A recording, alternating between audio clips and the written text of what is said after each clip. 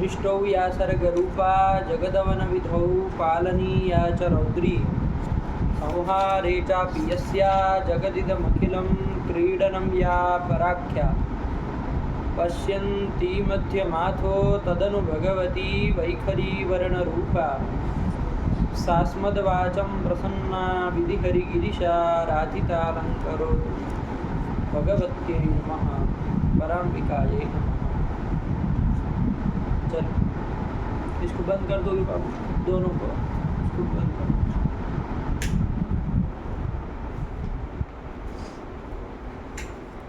उसका तो वहाँ चलाने का कोई मतलब ही नहीं है।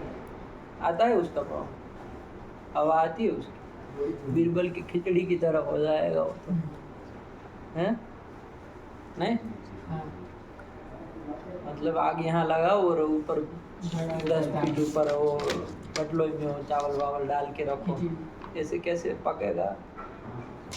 व्यर्थ मेहनत हो जाएगी ना, तो वैसे ही हो जाएगा। चलिए पाठ लगाए आप लोगों ने? हाँ। याद है ना सबको? हाँ। कहाँ तक है एक बार सुनाओ। निधाय हृदि विश्वेशम से। निधाय हृदि विश्वेशम विधाय गुरुवंदनम बालानां सुखबोधाय क्रियते तर्कसंग्रह द्रव्य गुण कर्म सामान्य विशेष समवाय भाव सप्तपदार्थः तत्र द्रव्याणि पृथिव्यप्तेजो वायवाकाश कालादिगात्मा मनांसि नवैव रूप रस गंध स्पर्श संज्ञा परिमाण पृथक्त्व संयोग विभाग परत्व द्रवत्व गुणत्व स्नेह सत्व बुद्धि सुख दुखेच्छा विषयत्न संस्कार चतुर्विंशतिः गुणाः उत्क्षेपणा पक्षेपणा कुंचन प्रसारण धनानि पंचकर्माणि परं परं चेति द्विविधं सामान्यं दृष्ट्यधर्मप्रत्ययो विशेषात्मनन्ता एव समवायस्त एक एव अभावश्चतुर्विधः प्रागभावः प्रध्वंसाभावो यथाभावो न्यून्याभावश्चेति। यहाँ तक का उद्देश्य प्रकरण हो गया बाबू हम लोगों का, समझ में आया ना? हाँ। ये नाम मात्रेण वस्तु संकीर्तनम उद्देश्यः, यही यहाँ पर ये पूरे के द्वारा किया गया। इसके बाद लक्षण प्रकरण आरंभ हुआ जिसमें क्रम से जितने पदार्थ बताए गए द्रव्य गुण, तो उन सब का लक्षण बताना चालू किया। जैसे सबसे पहले आया द्रव्य। द्रव्य कितने हैं? तो 9 द्रव्य बताए थे। तो पृथ्वी जल तेज वायु आकाश काल दिक् आत्मा और मन, इनका यथायथम निरूपण कर दिया बाबू, ठीक है ना? क्रम से एकदम।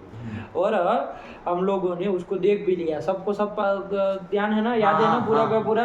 कि कोई दिक्कत है उसमें? नहीं। लक्षण वक्षण सबका लक्षण ये सब समझ रहे हैं? पाठ लगा है सब? चले। इसके बाद नंबर 2 का पदार्थ आया बाबू गुण। कौन पदार्थ आया बाबू? गुण आया।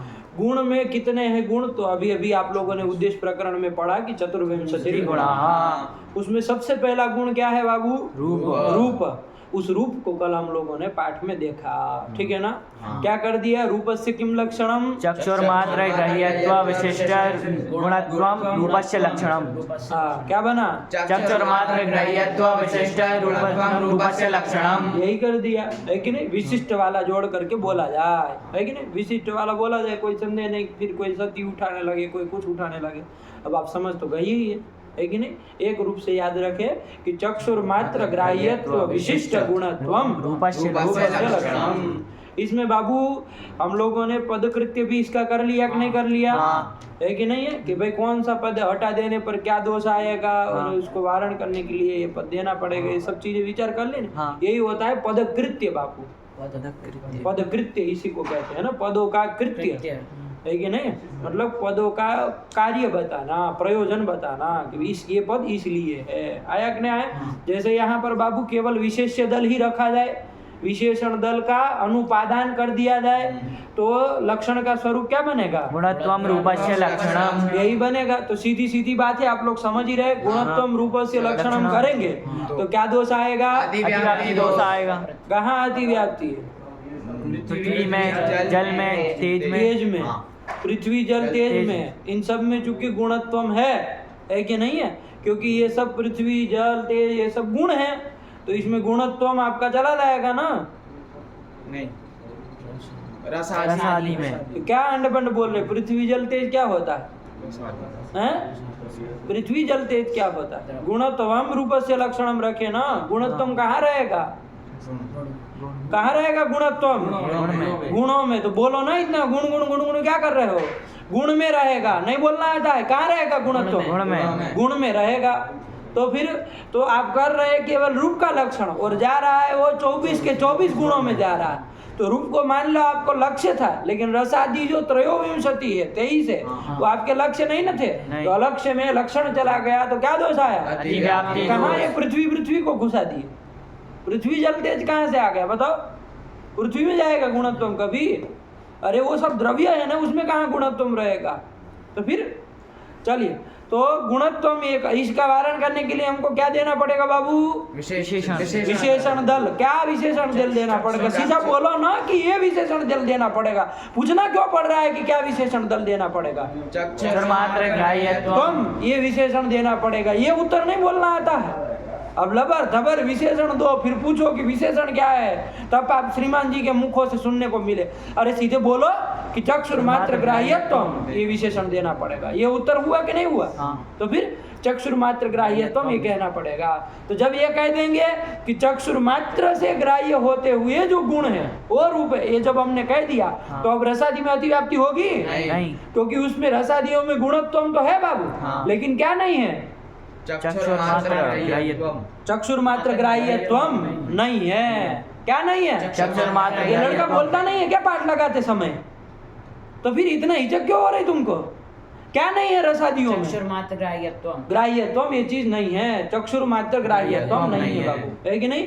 क्योंकि रसादि चक्षुर मात्र से ग्राह्य नहीं ना, रस तो चक्षु से ग्राह्य ही नहीं है। आया कि नहीं आया? तो इसलिए चक्षुर मात्र ग्राह्यत्वे सति गुणत्वम रूपस्य लक्षणम ये बन गया। आया कि नहीं आया? तो चलो भाई चक्षुर मात्र ग्राह्यत्वम ही लक्षण रख लिया जाए। विशेष दल हटा दो गुणत्वम को, तो क्या लक्षण का स्वरूप बनेगा? चक्षुर मात्र ग्राह्यत्वम रूपस्य लक्षणम। साफ साफ बोलो। चक्षुर मात्र ग्राह्यत्वम रूपस्य लक्षणम। आधा मिन मिन करके बोल देते, आधा मुख से बोलते, आधा नाक से बोलते, आधा अंदर ही बोल लेते। ये कौन तरीका है लक्षण बोलने का? क्या लक्षण बनेगा? चक्षुर मात्र ग्राह्यत्वम रूपस्य लक्षणम। ऐसे साफ साफ अक्षर से बोला जाए रूपस्य लक्षणम, ये क्या होता है? चाहे चीनियों की तरह बोल रहे। अरे चक्षुर मात्र ग्राह्यत्वम, ये जिसको स्पष्ट होता है ना दिमाग में, वो ऐसे मिन मिन करता है। जिसको स्पष्ट होता है एक एक शब्द साफ साफ बोलता है। चक्षुर मात्र ग्राह्यत्वम रूपस्य लक्षणम ये बन जाएगा। आया कि नहीं आया? तो क्या दोष है? चलो बताओ।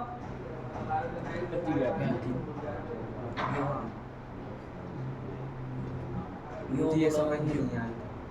ये समझ में नहीं आया था, पूछना था ये वाला। जिसको समझ में आया हो तो बोलो। तो तुम्हारे दादा जब पूछने हम लगे तब कह रहे हो समझ में नहीं आया। जब पाठ चालू करे मंगलाचरण हो गया नहीं बोलना चाहिए कि ये प्रश्न था हमारा? लगे सुनने, मूर्खराज तरीका। ये कौन तरीका है? जब चलने लगे तो कहने लगे, पूछना चालू किया तो कहे ये नहीं समझ में आया, वो नहीं समझ में आया। अरे शुरुआत में पूछो, नहीं आया तो उत्तर देने का समय आता है तब कोई बोलता है? परीक्षा देने जब जाते हैं तब कोई बोलता है कि ये समझ में नहीं आया? तो लंड तो फिर 6 साल किया क्या? फिर तो पूरे 6 महीने। जब तुमको परीक्षा में टाइम में समझ में आ रहा है कि भाई क्या होता है, पहले बोलना चाहिए ना। नहीं समझ में आया तो मना करते हैं कोई कि भाई क्यों नहीं समझ में आया? अरे नहीं आया तो पहले बोलो कि ये चीज़ आपने कल पढ़ाई थी, ये चीज़ नहीं आई। लगे सुनने और जब पूछना चालू किया तो वो नहीं समझ में आया, नहीं समझ में आया, क्या होगा? यो गुणो येन इंद्रियेण गृह्यते तद्गता जातिः तद्भावश्च तेनैव इंद्रियेण गृह्यते। क्या मतलब हमको ये बताना है कि चक्षुर मात्र ग्राह्यत्वम ये यदि रूप का लक्षण करे तो क्या दोष है? रूप में तो जाए, रूप में नहीं जाएगा। रूप में नहीं जाएगा? रूप में जाएगा तो वो तो लक्ष्य है, लक्षण समन्वय हो गया बाबू। लेकिन जो उसका धर्म होगा रूपत्व, उसमें भी चला जाएगा। जाति, रूप में रहने वाली जो रूपत्व जाति है उसमें चला जाएगा। कैसे चला जाएगा? घटाओ। रूपत्व जाति क्या है? रूपत्व जाति मतलब चक्षुर मात्र से ग्राह्य है। कैसे ग्राह्य है चक्षुर मात्र से? अब वो नियम बताओ कि भाई यो गुणो येन इंद्रियेण गृह्यते तद्गता जातिः तद्भावश्च तेनैव इंद्रियेण गृह्यते। तो रूप नाम का जो गुण है वो यदि आपका चक्षुरिंद्रिय से ग्राह्य है तो रूप में रहने वाली जो जाति है वो रूपत्व जाति किस इंद्रिय से ग्राह्य होगी? चक्षुरिंद्रिय से ही ग्राह्य होगी। और क्या चक्षुरिंद्रिय से ग्राह्य होगा? कौन सा भाव? रूपा भाव। कौन सा भाव? रूपा भाव। ये भी चक्षुरिंद्रिय से ही ग्राह्य होगा। लड़का समझ रहा है? तो चक्षुर मात्र से ग्राह्य कौन हुआ बाबू? जाति हो गई, रूपत्व जाति, रूपा भाव भी हुआ। अतिव्याप्ति दोष हो। तो कहाँ अतिव्याप्ति हुई? जाति, रूपत्व जाति में, और रूपा भाव में अतिव्याप्ति हो गए, है कि नहीं? कर रहे थे रूप का लक्षण और जा रहा रूपत्व जाति में और रूपा भाव में। आया कि नहीं आया बाबू? रूप में रहने वाले रूपत्व का भी बाबू उसी से ग्रहण होगा कि नहीं होगा?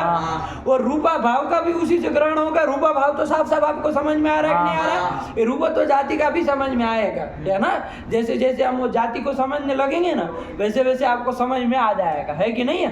कि ये भी उसी इंद्रिय से ग्रह। और रूपा भाव तो चक्षुर इंद्रिय से ही गृहीत होता है कि नहीं होता है? जैसे इस कपड़े में शुक्ल रूप है, नहीं शुक्ल रूपा भाव है, तो शुक्ल रूपा भाव का आपने ग्रहण किस इंद्रिय से किया? तो चक्षुर इंद्रिय से ही रूपा भाव का ज्ञान हुआ कि नहीं हुआ? तो रूपा चक्षुर इंद्रिय चक्षुर मात्र ग्राह्यत्वम रूपा भाव में भी है। तो रूप का लक्षण यदि अभाव में चला गया तो अतिव्याप्ति हो गई नहीं? अभाव रूप नहीं ना है बाबू? अभाव तो सप्तम पदार्थ है, रूप तो अभी दूसरे गुण में आता है, दूसरा पदार्थ है। आया कि नहीं आया? तो फिर इसमें क्या नहीं समझ में आया? लड़का साफ साफ समझ रहा है, पूछना चाहिए। नहीं समझ में आ रहा था तो नहीं बताए थे इनको, 8 के टाइम पे तो फिर क्या इसमें नहीं समझ में आया? रूपत्व जाति भूल गए, समझ में नहीं आ रहा था वो, मतलब कैसे रूपत्व जाति उससे रूपा भाव समझ में आया कि नहीं? रूपत्व जाति का भी उसी इंद्रिय से ग्रहण होगा। इस जाति पदार्थ को समझाएंगे ना जैसे आगे आएगा तो आप लोगों को साफ साफ समझ में आने लगेगा कि भाई उसका भी उसी इंद्रिय से ग्रहण होता है। ठीक है ना? आगे जब वो ज्ञान की भी और बहुत सारी चर्चा हमको करनी है, जाति की भी चर्चा करेंगे तो उसमें आ जाएगा। फिलहाल ये नियम से इतना ध्यान रखे कि रूप गुण का यदि रूप नाम का जो गुण है उसका यदि चक्षुर इंद्रिय से ग्रहण होता है तो तदगता जाति मतलब रूप में रहने वाली जाति है ना? रूपगता जाति, तदगता मतलब तदवृत्ति जाति है ना? तदगता मतलब क्या? तदवृत्ति जाति, उसमें रहने वाली जो जाति है। कौन जाति? रूपत्व जाति। और तदभावस्व मतलब रूपा भावस्व, ते नहीं वह इंद्रिय ना ब्रियते। नहीं समझ में आया आपको? तो बोल तो नहीं रहे थे कि कहाँ दोष आएगा? चक्षुर मात्र ग्राह्य तुम करेंगे लक्षण तो क्या दोष आएगा? अतिव्याप्ति रूपा भाव में और रूपत्व जाति में अतिव्याप्ति। सीधा यही बोलो ना, तुमने उत्तर दिया था बाबू, अतिव्याप्ति दोष आएगा। लेकिन ऐसा क्यों उत्तर दे रहे हो कि हमको दूसरा प्रश्न पूछना पड़े कि भाई कहाँ अतिव्याप्ति? मूर्ख से वो बीरबल उसके मंत्रियों की तरह क्यों बन रहे हो? वैसे वाला काम नहीं है ये बिल्कुल। आपको कहानी बताए तो थे, है कि नहीं है? तो वो अपने मंत्रियों को भेजा कि देख के आओ, जाओ तो वहाँ पर कि वहाँ पर कुत्ते हैं कि नहीं है हमारे उसके हमारे राज्य की सीमा के ऊपर। तो गए वो सब मूर्ख मंत्री लोग सब और जाकर के आए, कहे कि हाँ कुत्ते हैं। तो वो अकबर ने पूछा, वो मतलब राजा ने पूछा कि भैया कितने उसमें कुत्ते हैं, कितनी उसमें वो कुतिया है? तो कहे वो तो नहीं देखे, देखने जाना पड़ेगा। फिर देखने गए, ऐसे करते करते करते वो पूछता गया तो सब हो। तो ऐसे बनना है आप लोगों को भी। फिर भेजा उस बीरबल को कि भाई जाके देख के आओ वहाँ पर क्या है। तो देख के आया, पूछा कितने वो है क्या है, सब उत्तर दे दिए एक ही बार में। तो फिर ये बुद्धिमत्ता का काम हुआ ना। ये तो पूछो कि क्या दोष, तो कहा अतिव्याप्ति दोष है। फिर गुरुजी 2 गुना तो बोले कि कहाँ अतिव्याप्ति है, तब लंठ साले बोले कि रूपत्व में अतिव्याप्ति है। ये कौन उत्तर देने का तरीका है? ऐसे उत्तर दो कि फिर प्रश्न की कोई गुंजाइश ना हो। ऐसे उत्तर दो कि सीधे उत्तर आ जाए साफ साफ। आपने बोला था अतिव्याप्ति, हमने नहीं सुना, ऐसी बात नहीं है। आपको फिर पूछा होता आप उत्तर भी देते, लेकिन ये लड़का सीधे बोला कि रूपत्व में अतिव्याप्ति होगी, रूपा भाव में अतिव्याप्ति होगी। तो सही उत्तर किसका माना जाए? किसी का माना जाए ना। तो फिर साफ साफ बोलो। और इन लंठों को तो कुछ पता ही नहीं आता, पता लगे कि वो नहीं समझ में आया, ये नहीं समझ में आया। पूछो अपने साथ रहता है, बता देता वही कि क्या योग गुणों नियम याद है उसको, साफ साफ याद बोलो क्या नियम हुआ? योग गुणो इंद्रियेण घंटा इंद्रियेण क्या बना? योग गुणो येन इंद्रियेण गृह्यते तदगता जाति तदभावश्च तेनैव इंद्रियेण गृह्यते। साफ साफ इसको पता है, बोलो क्या नियम है? यो गुणो येन इंद्रियेण गृह्यते तद्गता जातिः तद्भावश्च तेनैव इंद्रियेण गृह्यते। इसको याद है, तुम बोलो। यो गुणो येन इंद्रियेण गृह्यते तद्भावा गुणो जातिः तद्भावश्च तेनैव इंद्रियेण गृह्यते। तद्गता जाति ही बाबू, तद्गतः जाति तेनैव गता फतः नहीं, तद्गता जाति ही। तद्गता जातिः तेनैव इंद्रियेण गृह्यते। तद्भावस्य तेनैव यो इंद्रियेण। गुणो येन इंद्रियेण गृह्यते तद्गता जातिः तद्भावश्च तेनैव इंद्रियेण गृह्यते। साफ साफ याद होना चाहिए, बीच में हिचक क्यों होनी है? तो फिर चलिए, हो गया। तो यही कर दिया बाबू, तो दोष आएगा, ये आप लोग समझ ही गए। तो इसका वारण करने के लिए हमको क्या देना पड़ेगा बाबू? विशेष दल देना पड़ेगा। हमको गुणत्वम ये लक्षण में जोड़ना ही पड़ेगा। जब गुणत्वम ये दे देंगे बाबू, तो रूपत्व में अतिव्याप्ति नहीं न होगी, नहीं। रूपा भाव में अतिव्याप्ति नहीं न होगी, रूपा भाव में अतिव्याप्ति नहीं न होगी। क्यों नहीं होगी? रूपत्व में क्यों अतिव्याप्ति नहीं होगी? गुण नहीं, गुण वो गुण नहीं है, तो क्या जाति है, जाति है। जाति है, तो क्या है? सामान्य। गुणत्व देने पर अतिव्याप्ति क्यों नहीं होगी, ये बताना है। सामान्य कारण आते हैं, सामान्य में आते कोई नहीं। गुणत्व हमने दिया तो अतिव्याप्ति क्यों नहीं होगी? इसका उत्तर नहीं दे रहे आप, कुछ कुछ बोल रहे हैं। रूपत्व जाति है ये बता रहे हैं, है कि नहीं है? वो गुण नहीं है वो बता रहे हैं। गुणत्वम ये विशेष दल दे दिया, अतिव्याप्ति क्यों नहीं होगी? कोई उत्तर दे सकता है?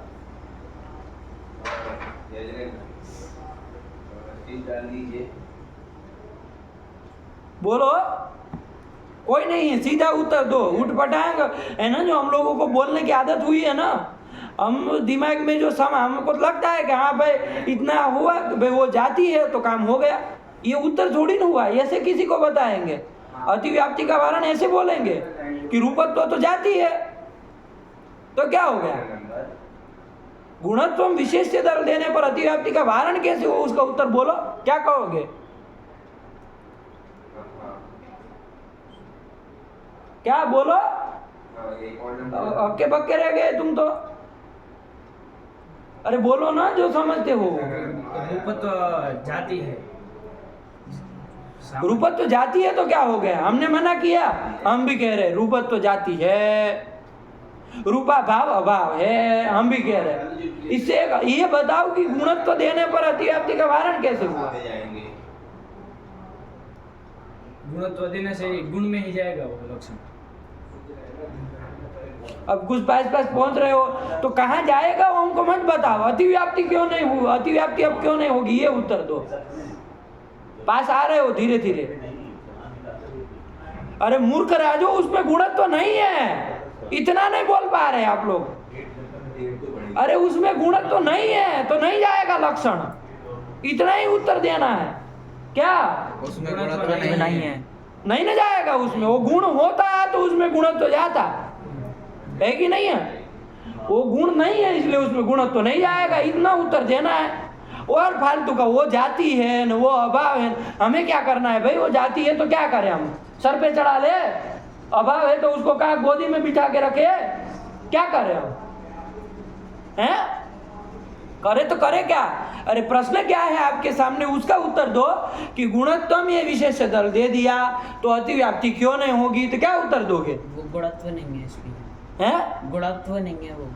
गुणत्व वो नहीं है, गुणत्व वो नहीं है तो वारण नहीं होता है। गुणत्व तो रूप भी नहीं है तो क्या उसमें भी नहीं जाएगा? उसमें गुणत्व नहीं। हाँ ये बोलो, वो गुणत्व नहीं है से क्या मतलब है? उसमें गुणत्व नहीं है बाबू। रूपत्व जाति है बाबू, गुण नहीं है तो उसमें गुणत्व नहीं जाएगा, तो अतिव्याप्ति नहीं होगी। ये उत्तर हुआ ना? ये उत्तर हुआ कि नहीं हुआ? कि उठ पटांग वो क्या है वो बताने से अतिव्याप्ति का वारण हो जाएगा। आप नहीं समझ रहे, बात नहीं है, लेकिन आपके मुंह से जवाब नहीं निकल रहा है, उठ पटांग बातें निकल रही। ये चीज समझ में आ रही है आप लोगों को? ये जीवा को वश में ला बाबू, है कि नहीं है? जो आप सोचते हैं और बोलते कुछ है, ये वाला हिसाब नहीं लगाना है। हमको अपनी जीवा को काम पे लगाना, भाई यही चीज बोलनी, उत्तर देना तो ऐसे ही बोलना। होता है कि नहीं होता है? ये तो भाई वही वाली बात होगी कि भाई खाने में क्या बना है, तो फलाना फलाना आदमी खाना बना रहा। ये कोई उत्तर हुआ आपका? ये क्या मतलब है? उठपटांग उत्तर देने से नहीं ना बात होती। साफ साफ उत्तर दोगे अतिव्याप्ति क्यों नहीं होगी, तो उसमें गुणत्व नहीं जाएगा। क्यों गुणत्व नहीं जाएगा? क्योंकि वो गुण नहीं है, गुणत्व गुण में ही रहता है। आया कि नहीं? हाँ। रूपा भाव में भी अब अतिव्याप्ति नहीं ना होगी, क्यों नहीं होगी? क्योंकि उसमें गुणत्व नहीं है। नहीं रहता है, सीधी बात है कि नहीं? क्यों नहीं रहता है? क्योंकि वो गुण नहीं है, गुणत्व गुण में ही रहता है, वो अभाव है, उसमें गुणत्व नहीं रहेगा। आया? बस यही उत्तर हो गया। आया कि नहीं? ये ध्यान देने वाली बात है। आप नहीं समझ रहे, ये छोटी सी बात आप जो कह रहे हैं, आपके उत्तर से हम भी समझ जा रहे हैं। आप जो कहना चाह रूपत्व जाती है, तो हम सब समझ रहे हैं, इसका मतलब वो गुण नहीं है, ये आपका तात्पर्य है, तो उसमें गुणत्व नहीं जाएगा। लेकिन हम ये चीज समझे क्यों भाई? आपको बोलना नहीं आता? हम क्यों हम अपने समझने लगे? आपके मन की भावनाओं को हम क्यों समझेंगे बताओ? आपके मुंह से सुनना चाह रहे हैं हम, है कि नहीं है? कि भाई क्यों अतिव्याप्ति नहीं? आया ना समझ में? ये ध्यान रखो बाबू, है ना, उत्तर देने में वो कोई गलती नहीं है। ये सब का जब तक ये सब शास्त्रों का वो पठन पाठन नहीं होता है ना, ये सब में ये गलती रहती है कि नहीं? तो आप देखिए, जो ये सब नहीं पढ़ेगा ना, उठ पटांग बोलता है। कभी भी किसी चीज में बोलने के लिए कहेंगे ना, कभी किधर घुमाएगा, कभी किधर घुमाएगा। लेकिन केवल तर्क संग्रह भी यदि वो आदमी पढ़ लेता है ना, तो उसको साफ साफ समझ में आता है कैसे किस चीज को कैसे बोला जाए। ये भी एक सीखने वाली बात है ना, किस चीज को कैसे बोला जाए, तो सामने वाला झटित ही समझ जाए, है कि नहीं? ये सब चीजें भी हमको इसके साथ समझनी है ना। चलिए, हो गया? तो इसलिए गुणत्व भी देना पड़ेगा। तो लक्षण क्या बन गया बाबू? चक्षुर्मात्र ग्राह्यत्व विशिष्ट गुणत्वम रूपस्य लक्षणम। ये कर लिया। अब आप लोग साफ साफ समझ गए कि चक्षुर्मात्र से जो ग्राह्य हो और गुण हो बाबू, वही क्या होता है? वही क्या होता है? वही रूप कहलाता है। आया कि नहीं आया? चक्षुर्मात्र ग्राह्यत्व विशिष्ट गुणत्वम रूपस्य लक्षणम। ये कर दिया। इसमें बाबू एक साथ में हमने ये भी विचार किया था बाबू कि मात्र पद क्यों देना पड़ा, कि चक्षुर मात्र से ग्राह्य हो। अरे चक्षुर ग्राह्य हो इतना कह दो कि चक्षु से ग्राह्य हो और गुण हो, वह रूप है। तो रूप जो है चक्षु से ग्राह्य होता है कि नहीं होता है, और गुण है कि नहीं है, तो वो रूप है।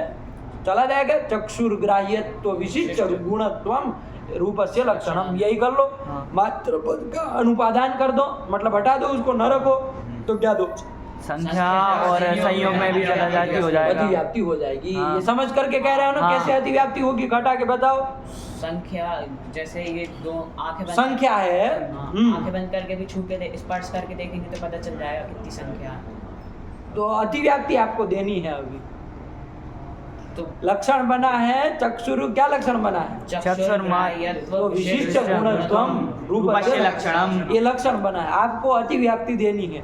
अब आप क्या श्रीमान जी अपने बता रहे हैं किस्सा कहानी, आपको अतिव्याप्ति देनी है कि संख्या अतिव्याप्ति होगी, तो आपने कहा संयोग संख्या में अतिव्याप्ति होगी। कैसे? उसमें मतलब चक्षु से देख के भी पता चल सकता है संख्या कितनी है, और संख्या कितनी है ये पता चल रहा था। संख्या कितनी है होता है क्या? संख्या क्या है, संख्या का ज्ञान तो चक्षु का चक्षुर इंद्रिय से भी हो जाता है। और अगर स्पर्श और इंद्रिय से- इतने से अतिव्याप्ति नहीं होगी, पूरा लक्षण जाए तो अतिव्याप्ति हो। अलक्ष्य में लक्षण का जाना रहना अतिव्याप्ति होता है। तो लक्षण पूरा घटाओगे तब अतिव्याप्ति समझ में आएगी ना। आगे क्यों जाने के लिए छटपटा रहे हो, है कि नहीं? कि आंखें बंद करके देख लोगे, आंखें बंद करने अभी तो चक्षुर ग्राह्यत्व विशिष्ट गुणत्व आपको उसमें ले जाना है, तब तो अतिव्याप्ति बने। बताओ। चक्षु से भी पता चल संख्या का ज्ञान हो जाएगा, और वो गुण में भी आता है, तो इसलिए उसमें अतिव्याप्ति दोष है। कैसे? लक्षण घटाओ। चक्षुर ग्राह्यत्व विशिष्ट गुणत्वम रूपस्य लक्षणम, मतलब चक्षुर से जो ग्राह्य होता है तो संख्या का जो ज्ञान होता है चक्षु से ग्राह्य हो जाता है। चक्षु से ग्राह्य संख्या होती है, और होती है, तो उसमें क्या रहेगा? चक्षुर ग्राह्यत्व। ये चला गया कि नहीं चला गया? और संख्या गुण है कि नहीं है? तो उसमें गुणत्व गया कि नहीं गया? तो विशेषण भी चला गया, विशेष्य भी चला गया, तो पूरा का पूरा लक्षण चला गया कि नहीं चला गया? चक्षुर ग्राह्यत्व विशिष्ट गुणत्वम, ये आपका लक्षण, रूप का लक्षण कहाँ चला गया? संख्या में चला गया, तो अतिव्याप्ति हुई। ये बोलना तो बात हुई कि अतिव्याप्ति हुई, है कि नहीं है? और खाली कि चक्षु से ग्राह्य होता है, ये होता है कहने से थोड़ी ना अतिव्याप्ति हो जाएगी। लक्षण जाना चाहिए, अलक्ष्य लक्षण सत्वम, है कि नहीं? तब अतिव्याप्ति होती। चलो ये अतिव्याप्ति होगी, हुई कि नहीं? इसका वारण करने के लिए क्या देना पड़ेगा? मात्र पद देना पड़ेगा। तो लक्षण का स्वरूप क्या बन जाएगा? चक्षुर मात्र ग्राह्यत्व विशेष लक्षणम। ये कह देंगे, मात्र पद का उपादान कर दिया। तो अब अतिव्याप्ति नहीं होगी संख्या संयोग में? नहीं। क्यों नहीं होगी बताओ? क्योंकि संख्या और संयोग मात्रा चक्षु से ग्राह्य मात्रा नहीं होती, स्पर्श से चक्षु से ग्राह्य मात्र नहीं होती, चक्षु से ग्राह्य नहीं होती, केवल चक्षु से ग्राह्य नहीं होती, स्पर्श से भी ग्राह्य होती। स्पर्श से मतलब हाँ त्वक से। हाँ तो क्या है स्पर्श? स्पर्श है कौन? इंद्रिय से भी। हाँ त्वक इंद्रिय से भी ग्राह्य होती है। त्वक इंद्रिय से भी हमको संख्या का पता चल जाता है कि ये एक चौक है कि नहीं है? संयोग का भी पता चल जाता है कि ये बेंच और इस चौक का संयोग है। त्वक इंद्रिय से ज्ञान हो जाता है कि नहीं होता है? तो चक्षुर इंद्रिय मात्र से ग्राह्य नहीं ना है संख्या और संयोग। तो चक्षुर मात्र ग्राह्यत्व उसमें नहीं गया। गुणत्व तो विशेष दल तो जा ही रहा बाबा, उसको कोई नहीं हटा सकता, लेकिन विशेषण दल नहीं गया। मात्र पद दिया तब, है कि नहीं है? तो चक्षुर मात्र ग्राह्यत्व नहीं गया, तो इसलिए अतिव्याप्ति का वारण हो गया। इतना ही कहना आया ना? नहीं समझ में आया? यही क्लियर है, कोई दिक्कत नहीं ना? क्या बन गया? रूप से किम लक्षणम? चक्षुर मात्र ग्राह्यत्व विशेष लक्षणम। यही रूप का लक्षण कर दिया। वो रूप कितने प्रकार का है बाबू? 7 प्रकार का है। सप्तविधम, सही उत्तर दिया है कि नहीं? सप्तविधम मतलब 7 प्रकार का है। कौन कौन बाबू 7 प्रकार? शुक्ल नील पीत रक्त हरित सप्तविध। आया? सब समझ में आया ना? शुक्ल नील पीत रक्त हरित कपिश चित्र। कपिश मतलब क्या होता है? भूरा। जैसे ये वाला यही भूरा है। ब्राउन ये गहरा है, वो कम गहरा होता है। चलो तो यही कपिश कहाँ से देखे? गूगल गुरु। तो कपिश मतलब भूरा। आया कि नहीं आया? ये सप्तविधम 7 प्रकार के बाबू रूप है। आया कि नहीं आया? लोक में हम इसको रंग भी कह देते हैं, है कि नहीं है? रंग शब्द से भी इसका व्यवहार हम लोग कर लेते हैं, लेकिन रूप ही हम लोग कहे उसको, है कि नहीं है? तो रूप जो है तच्च सप्तविधम आ गया ना? वो पढ़ लो। तच्च शुक्ल नील पीत रक्त हरित कपिश चित्र वेदात सप्तविधम। ये रूप बाबू कहाँ कहाँ रहते हैं? रूप देखो बाबू गुण है तो कहीं ना कहीं द्रव्य में ही उसको रहना, क्योंकि गुण जो होते हैं वो द्रव्य में ही होते हैं, रहते हैं। गुणवत हमेशा कौन होता है? द्रव्य ही होता है। आया कि नहीं? इसलिए गुणवत्तम द्रव्य से लक्षणम किया था हमने। यदि गुण अन्यत्र कहीं रह जाए, द्रव्य के अलावा कहीं पर भी रह जाए तो अतिव्याप्ति हो जाएगी ना। गुण हमेशा द्रव्य में ही रहते हैं। तो ये रूप भी गुण है बाबू, तो कोई ना कोई द्रव्य में ही रहेगा। तो कौन कौन द्रव्य में रहता है? तो क्या बताया अन्नम भट्ट जी ने? पृथ्वी जल तेजो पृथ्वी। बस एक शब्द से, एक पंक्ति से, छोटी सी आधी सी पंक्ति से कितनी बड़ी बात सब ध्यान में रहेगा। पृथ्वी जल तेजो पृथ्वी। पृथ्वी जल और तेज, इन 3 में ही रूप रहता है। इसके अलावा कहीं रूप नहीं न रहता है। हम लोग देख करके भी विचार कर लेना, खाली अन्नम भट्ट जी ने कह दिया इतना नहीं। नवद्रव्य हमारे सामने गिन करके है, हम देख सकते हैं। वायु है तो उसमें रूप नहीं रहता है, वायु रूप वाला नहीं होता है। आकाश, काल, दीप, आत्मा और मन किसी का रूप नहीं होता है। रूप वाले पृथ्वी जल तेज हुए होते, तो पृथ्वी जल तेजो पृथ्वी रूप होता है। आया कि नहीं आया? ये कर दिया। अब कौन से द्रव्य में कौन कौन रूप रहता है? रूप तो 7 प्रकार के है भैया। तो कौन से द्रव्य में कौन? सब में सब रहेगा क्या? नहीं। तत्र पृथ्व्याम सप्तविधम। पृथ्वी में 7 के 7 रूप रहेंगे। कल हम लोगों ने देखा था, सब रूपों वाली पृथ्वी हम लोगों ने देख ली थी कि नहीं? तो तत्र पृथ्व्याम सप्तविधम। आया कि नहीं आया? अभास्वर शुक्लम जले। जल में कौन सा रूप रहता है? तो कहा शुक्ल रूप रहता है। आया कि नहीं आया? शुक्ल रूप रहता है। जल का रूप कैसा होता है? शुक्ल। आया कि नहीं आया? देखना जल का शुक्ल रूप होता है, लेकिन कैसा शुक्ल रूप है? अभास्वर शुक्ल है बाबू। आया कि नहीं आया? अभास्वर मतलब पर प्रकाशक। आया कि नहीं? पर को प्रकाशित न करने वाला। आप जल लेके कहीं पर जाएंगे तो कुछ ऐसे रात को अंधेरा होगा तो ऐसे जल की बोतल लेके जाएंगे, ऐसे ऐसे दिख जाएगा सब। पर को प्रकाशित कर पाता है? उसका शुक्ल रूप बाबू पर प्रकाशक नहीं, परा प्रकाशक है, मतलब अभास्वर शुक्ल रूप है। आया कि नहीं आया? और तेज जो है वो भी शुक्ल रूप वाला है। आया कि नहीं? उसका भी शुक्ल रूप है। आया कि नहीं आया? हाँ। अब उसमें आप जैसे लैंप होता है, हाँ। उससे जो वो तेज ही है, हाँ। वो जो प्रकाश आता है, लैंप तेज नहीं है, लैंप तो पृथ्वी का बना हुआ है कि नहीं है, वो प्लास्टिक सब रहता है उसमें, वो तो पार्थिव है, आया कि नहीं आया? लेकिन वो जो प्रकाश है, विद्युत है, वो तेज है ना बाबू? हाँ। तो वो कैसे शुक्ल रूप होता है ना बाबू? हाँ। अब उसके ऊपर आप कोई परत चढ़ा दो, कोई हरा सा कागज लगा दिया तो पूरा हरा हरा लाइट आएगा, हाँ। है कि नहीं? कांच आपने उस टाइप का लगा दिया तो हरे रंग की लाइट हो गई, हाँ। लाल रंग का वो लगा दिया तो लाल रंग की हो गई, पीला लगा दिया तो पीले रंग की हो गई। तो वो तो आपका उसके कारण, पृथ्वी के कारण वो आपको अलग अलग रूप उसके मालूम पड़ता है, आया कि नहीं? हाँ। वरना उसको शुक्ल रूप ही होता है बाबू, आया कि नहीं आया? हाँ। और कैसा शुक्ल रूप है? भास्वर शुक्ल है बाबू। कैसा शुक्ल रूप है? भास्वर शुक्ल रूप। भास्वर मतलब पर प्रकाशक, पर को प्रकाशित कर सके, ऐसा शुक्ल रूप, आया कि नहीं? हाँ। ऐसा भास्वर शुक्ल रूप है। तो भास्वर शुक्लम तेजस्वी, तेजस्वी। यही बोला। और तेज में जल में और कोई नहीं रहता, शुक्ल रूप ही रहता है। पृथ्वी में सातों रूप रहते हैं। हाँ यहाँ पे एक प्रश्न क्या था कि बोलो? सारे के सारे तेज शुक्ल रहते हैं? सारा के सारा तेज ना, और कौन? तेज मतलब तेज, और कोई छूटेगा तो कौन होता है? जो सुवर्ण आदि कैसे सुवर्ण आदि जो है उसमें क्या मालूम पड़ता है आपको? शुक्ल क्या से मालूम पड़ता है आपको? सुवर्ण दिखता है? सुवर्ण दिखता है, कैसा रूप मालूम पड़ता है बताओ ना? पीला टाइप का, पीला टाइप का मालूम पड़ता है ना। तो पार्थिव पदार्थ उसमें मिलाया गया बाबू, तांबा पीतल ये सब मिलाया गया है कि नहीं है?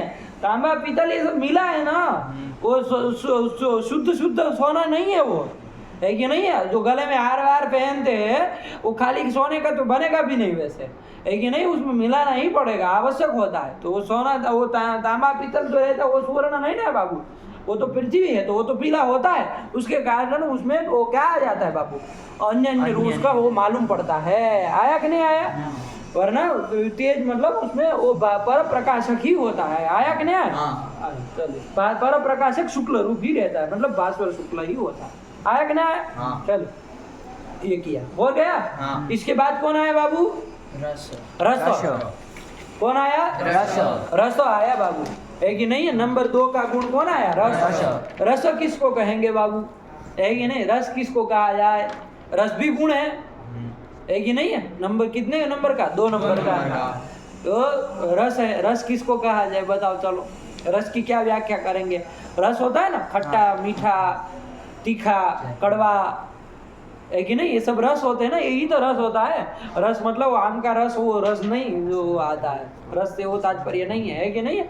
लोग में रस मतलब जूस को रस कह देते हैं, है कि नहीं है? वो रस नहीं कह रहे, रस मतलब ये जो खट्टा मीठा जो है उसको कहना चाह रहे हैं। तो वो रस यही गुण है ना, आया कि नहीं है? तो वो रस जो है बाबू, खट्टा मीठा तीखा कड़वा, ये जो जितने हैं कितने हैं वो तो सब देखेंगे, लेकिन हाँ वो क्या कहते हैं, किसको कहते हैं रस? तो क्या दिया तो चलो इसी को चला रहा है कि नहीं है? फालतू समय खराब करने का कोई मतलब नहीं है।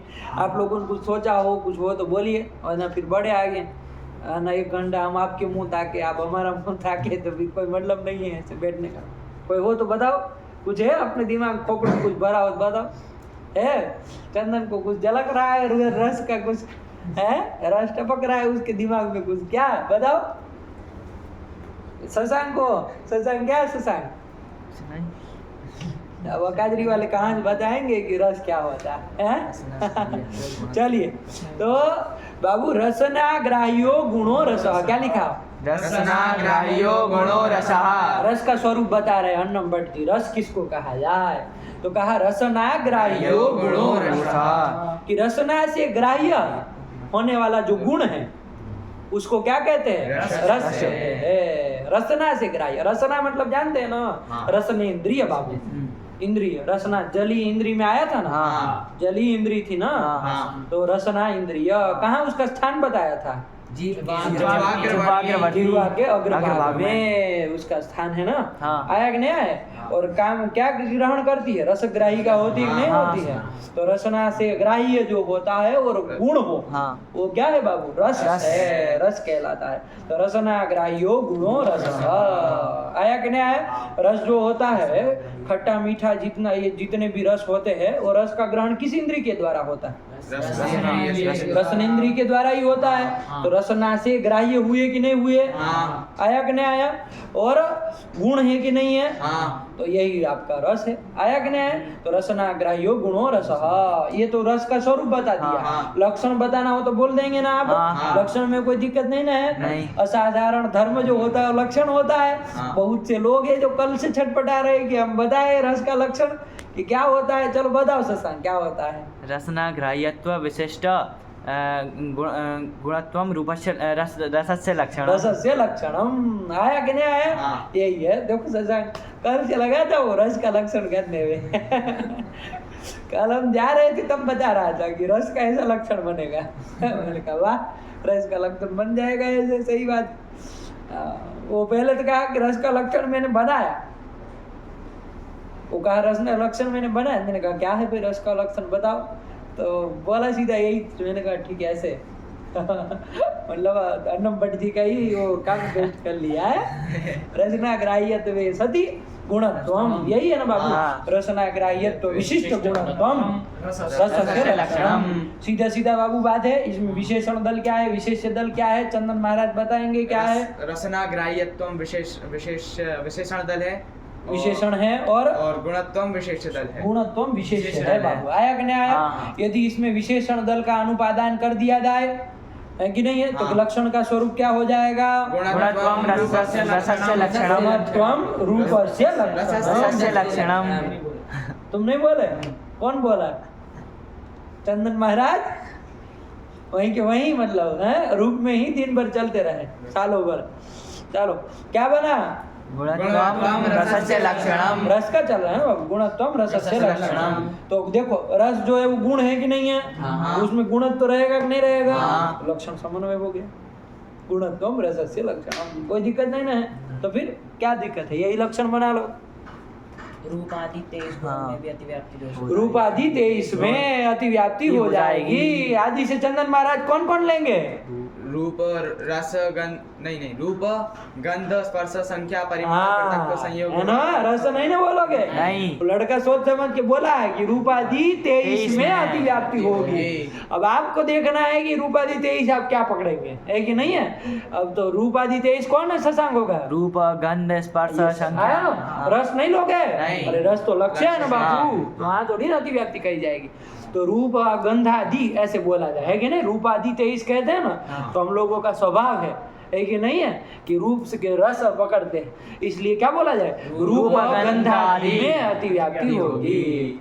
तो अब कोई क्लियर होगा ना, हाँ। साफ हो जाएगा। हाँ। रूप से रूप लेंगे, उसके बाद गंधादि से फिर पकड़ लेना अपना सारा का सारा, तो रूप गंधादि में अतिव्याप्ति हो जाएगी। आया कि नहीं आया? इसका वारण करने के लिए क्या देना पड़ेगा, विशेषण दल देना पड़ेगा। क्या विशेषण दल, रसनाग्राह्यत्वम, रसना से जो ग्राह्य हो, तो रसनाग्राह्यत्व तभी उसमें जाएगा। हाँ। तो देखो रस में तो रसनाग्राह्यत्व है कि नहीं है, हाँ। लेकिन रूप में रसनाग्राह्यत्व है नहीं। रूप रसना से रसनेन्द्रिय से गृहित होता है, नहीं ना होता है। नहीं। गंध जो है रसनेन्द्रिय से गृहित होता है, नहीं। स्पर्श रसनेन्द्रिय से गृहित होती है, नहीं। संख्या जो है रसनेन्द्रिय से गृहित होती है, नहीं ना होते। रसनेन्द्रिय से नहीं ना पता चलता है बाबू कि कितने वो है, ऐसे चक चक के नहीं ना होता है। तो संख्या संयोग इत्यादि नहीं ना होते बाबू। तो रसनाग्राह्यत्वम, अब अतिव्याप्ति नहीं ना होगी जब दे देंगे। तो लक्षण का स्वरूप क्या बन गया, रसनाग्राह्यत्वम विशिष्ट गुणत्वम रूप रसस्य लक्षणम।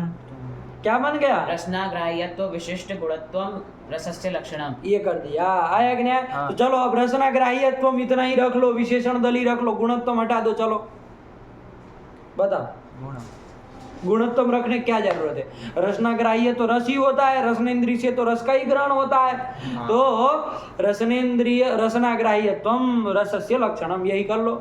क्या दिक्कत है बताओ, गुरु को इसको ध्यान में आया है कुछ, बताओ। चलो रसनाग्राह्यत्वम, वरना फिर तुषार को पूछे, कौन बता रहा। उसकी वो जो रसत्व जाति होगी हाँ। और और रसाभाव हो जाए। अतिव्याप्ति हो जाएगी। आया कि नहीं आया? नहीं हो जाएगी। हाँ। अरे रसत्व जाति भी तो उससे गृहीत होगी। हाँ। यो गुणो येन इंद्रियेण गृह्यते तद्गता जाति तद्भावश्च तेनैव इंद्रियेण गृह्यते। यहाँ रस जो गुण है वो किस इंद्रिय से गृहीत होता है? रसनेंद्रिय। रसनेंद्रिय से। तो वो रस में रहने वाली जो जाति है, कौन जाति? रसत्व जाति। और रसाभाव, तद्भाव करके क्या लोगे? रसाभाव। ये सब भी किस इंद्रिय से गृहीत होगा? रसनेंद्रिय। रसनेंद्रिय से ही गृहीत होगा। आया कि नहीं आया? हाँ। रसनेंद्रिय से ही गृहीत होगा। आया कि नहीं? हाँ। तो कर रहे रस का लक्षण और जा रहा है कहाँ कहाँ पर? रसत्व रसत्व जाति में। रसाभाव में। रसाभाव का भी तो ज्ञान उसी से होगा ना बाबू। हाँ। जैसे ये चोक है, एक मीठा है, क्या चख के बता किस इंद्रिय से ज्ञान होगा? रसनेंद्रिय से ही तो बता पाओगे कि इसमें मीठा रस नहीं है। तो रसाभाव का ज्ञान किसके द्वारा हुआ? रसनेंद्रिय से ही तो पता चला। आया कि नहीं आया? जैसे तेज में कोई रस है? तेज में रस होता है कोई? नहीं। तो रसाभाव होता है उसमें। हाँ। उसका ज्ञान किस इंद्रिय से होगा? रसनेंद्रिय से ही तो पता कर चल पाएगा। है कि नहीं कि उसमें कोई वो होता है कि नहीं? तो रसाभाव का भी ज्ञान उसी इंद्रिय से होता है और रस में रहने वाली जो रसत्व जाती है उसका भी ज्ञान उसके द्वारा होता है, रसनेंद्रिय से होता है। आया कि नहीं? हाँ। देखो साफ साफ है, कोई दिक्कत नहीं ना? यही कहना चाह रहे तुम? हाँ। तो यही कर दिया। तो रसनाग्राह्यत्वम ये लक्षण रखेंगे तो कहाँ अधिव्याप्ति हो जाएगी? भाव में अतिव्याप्ति हो जाएगी। सीधी बात है। इसका वारण करने के लिए क्या विशेषण देना वो क्या देना पड़ेगा? विशेष दल देना पड़ेगा। क्या गुणत्वम रूप। अब देने पर नहीं ना अतिव्याप्ति होगी? क्यों नहीं होगी? क्योंकि रसत्व जाति और रसाभाव में गुणत्व नहीं रहता। रसत्व और रसाभाव में गुणत्व नहीं रहता। क्यों नहीं रहता है? गुण नहीं है। क्योंकि रसत्व न गुण है न रसाभाव गुण है। रसत्व जो है वो सामान्य मतलब जाति है और रसाभाव जो है वो अभाव है। तो उनमें गुण नहीं ना रहता है। नहीं। गुणत्व किसमें? गुणत्व नहीं रहता है। गुणत्व किसमें रहेगा? गुण गुण में में रहेगा। इसलिए अतिव्याप्ति का वारण हो जाएगा। आया समझ में? हाँ। तो चलो वो भी रखना पड़ेगा। तो क्या लक्षण बन गया?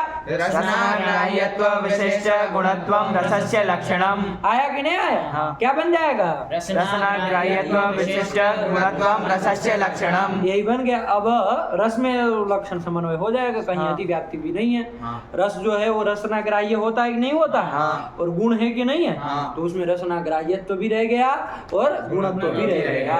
तो यही रस हो गया। आया कि नहीं? हाँ। इसमें बाबू मात्र पद दिया क्या? नहीं दिया। क्यों? इसमें देने की जरूरत नहीं थी क्या? नहीं। इसमें जरूरत नहीं है क्या? नहीं देने से चलेगा। वहां मात्र पद किस लिए दिया था? क्योंकि उसमें संख्या और संयोग में अतिव्याप्ति हो रही हाँ। थी, है ना? हाँ। यहाँ पर नहीं होगी संख्या संयोग में अतिव्याप्ति बिना मात्र पद के। नहीं। बताओ विचार करके। अब इतना मत सोचो, जल्दी जल्दी इतना टाइम मत लगाओ। नहीं क्यों नहीं होगी? क्यों? संख्या है रसनेंद्रिय से ग्राह्य नहीं होती है। नहीं। नहीं होती। नहीं। रसनेंद्रिय से नहीं पता चलेगा कि एक है कि दो है। नहीं। अरे बताओ, रसनेंद्रिय से नहीं पता चलेगा। नहीं। अरे दो आम रख दिए जाए तो रसनेंद्रिय से नहीं बता पाओगे कि दो है। स्पर्श त्वकेंद्रिय से पता चले। तो गिंद्री से? हाँ। अरे तो गिंद्री मत छो, सीधे रसनेंद्रिय से करो। नहीं। ऐसे जीव इसको लगा वहाँ चक्षुर इंद्रिय है, तुम्हारे मुंह में चक्षुर इंद्रिय है। चक्षु इंद्रिय से ही तो देखेंगे कि हम चक्षुर इंद्रिय से नहीं देखेंगे। चलो चक्षुर इंद्रिय से नहीं काम करेंगे, आंखें बंद कर दिए। अब ऐसे रसन इंद्रिय से नहीं पता चला है। वहाँ भी तो इंद्रिय रहती है। मेन इंद्रिय वहाँ भी तो आगे होती है ना, जिससे हम जानते हैं। तो उससे ही तो कह रहे हैं रसन इंद्रिय से हम नहीं जान लेंगे। नहीं। क्यों? त्वकेंद्रिय। चुट्टू को अब आया है कि रसन इंद्रिय से जान सकते? चुट्टू बता सकता है, रसन इंद्रिय से नहीं बता सकते। कितने रखे? संख्या का ज्ञान नहीं हो सकता। क्यों नहीं हो सकता? बड़े विचित्र है आप लोग, तो जिद्दी आदमी। जिह्वा के अग्रभाग में है ना पूरे रसन इंद्रिय है तो क्या? तो हम जीवा के अग्र भाग में जहाँ रसन इंद्रिय है वहीं से देखेंगे ऐसे, है कि नहीं है? संख्या का ज्ञान नहीं हो सकता। होगा। नहीं। क्यों? क्या पता एक ही चीज को दो बार टच कर दो। ले ऐसे थोड़ी ना होता है, एक ही चीज को 2 बार टच कर दिया, ये थोड़ी ना जब होता चक्षु है। नहीं होगी ये टच फच से नहीं होता है इधर। हाँ, ये बात आया कि नहीं? रसनाग्राह्य नहीं होगा। बताओ इन लोगों को, बताओ तुम कैसे होगा, बताओ रसनाग्राह्य। मन करके 2 लड्डू रख दे, हाँ ऐसे कर दे, पता चल जाएगा। कैसे कैसे कर दी, बताओ ना इन लोगों को। 2-3 से ज्यादा फिर कब तक कर लेंगे यार? जितना भी कर ले। अरे कोई भी संख्या का ज्ञान हो गया, सब संख्या का ज्ञान नहीं ना हम कह रहे। कोई एक संख्या का भी, एकत्व संख्या का भी ज्ञान हो गया तो हो गया रसनेन्द्रिय से। रसनाग्राह्य संख्या हो गई, एकत्व संख्या हो जाएगा ना। हाँ देखो आया कोई तो हमारे बाजू से आया कि नहीं आया। चलो, और नयन क्या कह रहे हो? नहीं होगा, क्यों नहीं होगा? ले बताओ ना इसको बाबू, प्रैक्टिकल करके बताओ। अब ऐसे कुछ मत करना है, खाली बता दो कि ऐसे, वरना दो अंदर से जीभ लगा के नहीं जान जाओगे दुकान में, एक इधर रहते रहेगी। नहीं पेंसिल हाँ अरे संख्या बतानी थोड़ी, हाँ क्या चीज है उसको क्या चीज है, थोड़ी संख्या का ज्ञान नहीं हो जाएगा। संख्या कराना है। ऐसे जीभ लगा लगा करके देख लो, नहीं बजा पाओ। कोई वही वाली पेन उठा के इधर रख दे। अरे कितनी भी रख दी, एक ही पेन है तो आप कह सकते हैं कि नहीं एक पेन है, इतना ज्ञान हो जाएगा कि नहीं हो जाएगा? सही ज्ञान होगा ये थोड़ी ना होता है। आंख से भी तो कभी नहीं ना पता वो सही ज्ञान होता है, ऐसा थोड़ी ना होता है। ज्ञान संख्या का हो सकता है कि नहीं हो सकता, इतना ही कहना। संख्या ग्राह्य है कि नहीं, रसना से ग्राह्य है कि नहीं है? गुरुजी रसनेन्द्रिय से थोड़ा होता है, त्वगिंद्रिय से होता है। हाँ अरे बाबू जीभ लगा करके भी देखोगे तो त्वगिंद्रिय से गृहीत हो रही है। हाँ अरे वो भी तो त्वगिंद्रिय का स्थान क्या बताया है? सर्व सर्व शरीर। पूरे शरीर में त्वगिंद्रिय है। तो फिर वो जो कह रहा है कि जीवा लगा करके देख रहे हो, त्वगिंद्रिय से ही ज्ञान हो रहा है बाबू। स्पर्श करके ही वो त्वगिंद्रिय से ही ज्ञान हो रहा है बाबू, नहीं हो रहा है। रसनेन्द्रिय से नहीं हो रहा है, उधर से भी जीव लगाने से कोई रसनेन्द्रिय हो जाता है? तो ये ध्यान रखना बाबू, नहीं होता है। संयोग संख्या का ज्ञान वो त्वगिंद्रिय से ही होगा। जीभ भी लगाओगे तो वो त्वगिंद्रिय से हो रहा है बाबू, है कि नहीं है? रसनाग्राह्य नहीं है वो। आया कि नहीं आया? रस इसलिए अतिव्याप्ति नहीं ना थी, तो मात्र देने की कोई जरूरत नहीं थी, तो नहीं दिए। फालतू में हम नहीं ना जोड़ते कि चीज लक्षण मतलब लक्षण, एक भी अनर्थक पद नहीं रखते हैं। जितना जरूरत है उतना ही रहेगा। तो चलिए क्या बन गया? रसस्य किम लक्षणम? रसनाग्राह्यत्वं विशिष्टं गुणत्वं रसस्य लक्षणम। हो गया? साफ साफ है ना? हाँ। क्लियर है ना? बिल्कुल संदेह नहीं होना चाहिए। और लौकिक बन के देखो बाबू, मतलब एकदम मतलब वो बन के देखिए, है कि नहीं है? मतलब अब अन्नम भट्ट जी ने कह दिया तो अब हमने उसके विचार के ऊपर एक रोक लगा दे, ऐसा नहीं। अपना दिमाग खोलिए, है कि नहीं है? कि भाई क्या सही है ना? यदि आप युक्ति आप माने कि नहीं ये चीज सही है, तभी हम आगे बढ़ेंगे। जब तक आप नहीं कहेंगे कि नहीं ये चीज हम नहीं मानते, हमको आगे नहीं बढ़ना, नहीं जाना हमको तर्क संग्रह पूरी करने के लिए, आप कहिए कि हाँ ये चीज सही, तब आगे बढ़ेंगे। आया कि नहीं आया? तो फिर न्याय शास्त्र है, इसमें फालतू की बातें नहीं होती। युक्ति युक्तम वजो ग्राह्यम न ग्राह्यम गुरु गौरवा, है कि नहीं है? चलिए, तो यही कर दिया कि एक बार बोल लेंगे हम सब लोग रस का लक्षण। रसस्य किम लक्षणम? रसनाग्राह्यत्वं विशिष्टं गुणत्वं रसस्य लक्षणम। क्या बोले? रसनाग्राह्यत्वं विशिष्टं गुणत्वं रसस्य ये लक्षणम। क्या ग्राह्य तम विशिष्टम सब मूर्खों की तरह प्रथमा करे जा रहे हो? एक साथ नहीं बोल सकते हो इजड़ा तरीका, क्या बनेगा? रसनाग्राह्यत्वं विशिष्टं गुणत्वं रसस्य लक्षणम। तो क्या है? प्रथमांत कर दे रहे थे सबको। तो कौन रसनाग्राह्यत्वम बोला था? रसनाग्राह्यत्वम विशिष्टम गुणत्वम, 3 ठो तोड़ दिए। अरे अंडे बंडे हो जाएगा वो, क्या बनेगा? रसनाग्राह्यत्वं विशिष्टं गुणत्वं रसस्य लक्षणम। ये बन गया। आया? हाँ। अब वो रस कितने हैं, चलो आप बताइए, रस कितने हैं? ये तो बताना चाहिए आप लोग, रोज खाते पीते रहते हैं सब चीजें। बताओ नयन, खट्टा मीठा चरपरा, रस कितने प्रकार के होते हैं? खट्टा मीठा चरपरा और कड़वा कसाइला। मीठा, मीठा, तीखा, गिनते चलो आप लोग। कसाइला, कसैला, चरपरा। ये क्या चरपरा है? नहीं वो तीखा। कौन चुटू को 5 मिले, चुटू को 5 चुन लिए जाए, फिर बताना। हाँ बताओ। खट्टा, मीठा, कड़वा, कसाइला और तीखा। 5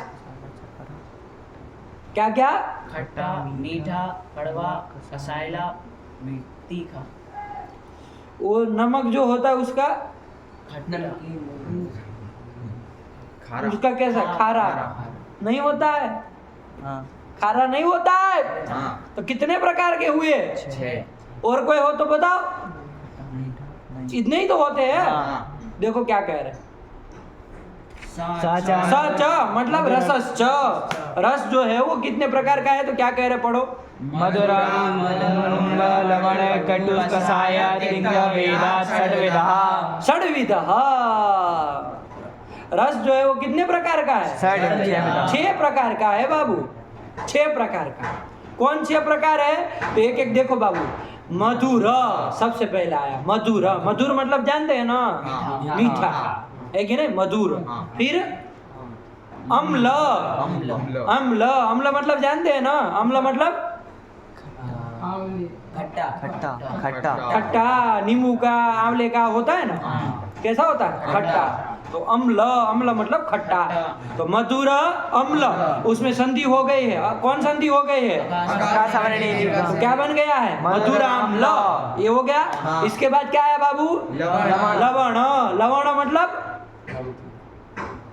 लवण मतलब नमकीन तो हो गया, वो जो खाने के लिए आता है वो तो पार्थिव पदार्थ है। हमको अभी रस बताने हैं। खारा, खारा ही कहते हैं ना उसको, क्या कहते हैं हिंदी में आप लोग? खारा ही बोला। खारा ही कहता है ना, वहाँ गुजराती में तो खारा ही कहते हैं। आप लोग से कहते हैं, क्या कहते हैं? खारा कहते हैं ना। और नमकीन भी बोल देते हो। तो नमकीन में चूंकि 2 जगह चला जाता है। नमकीन मतलब वो नमकीन, उसको टेस्ट को भी, वो रस को भी नमकीन कहते हैं, और वो जो पदार्थ होते हैं उसको भी नमकीन कहते हैं। बिस्किट बिस्किट होता है वो भी नमकीन कह देते हैं। इसलिए हम नमकीन से थोड़ा दूर रहना चाह रहे हैं। आपको भ्रम न हो जाए कि गुण कर देंगे, पता चला बिस्किट को आप, है कि नहीं है? वो रस, वो गुण नहीं ना है, उस रस की बात कर रहे हैं बाबू। तो खारा हम कहेंगे तो साफ साफ समझ में आएगा, उसी को कहा जा रहा है। आया कि नहीं आया? तो ये हो गया मधुर अम्ल लवण। फिर कहा आया कटु, कटु मतलब कड़वा कड़वा कड़वा, है कि नहीं? कटु मतलब कड़वा। कड़वा, आया कि नहीं आया? हाँ। चलो, कटु मतलब कड़वा ले लिए, हो गया। फिर क्या आया? कषाय। कषाय, कषाय मतलब कसायला। कसैला, आया कि नहीं आया? हाँ। ये हो गया। ये कषाय क्या? कषाय, आया कि नहीं? आपको ये देखो, इसके नाम से नहीं समझ में आ रहा, हाँ। ये संस्कृत के ही शब्द है। थोड़ा इधर उधर करके करके सब यूज करने लगे, है कि नहीं है? थोड़ा बहुत इधर उधर करके प्रयोग करने लगे। कषाय, है कि नहीं है? फिर क्या आया? तिक्त। तिक्त, तिक्त मतलब तीखा। तीखा। तो ये हो गया। इसके बाद हो गया। तो मधुर गिन लो, मधुर अम्ल लवण कटु कषाय तिक्त के भेद से षड्विध 6 प्रकार का है। कौन? रस, सच, सच मतलब रस।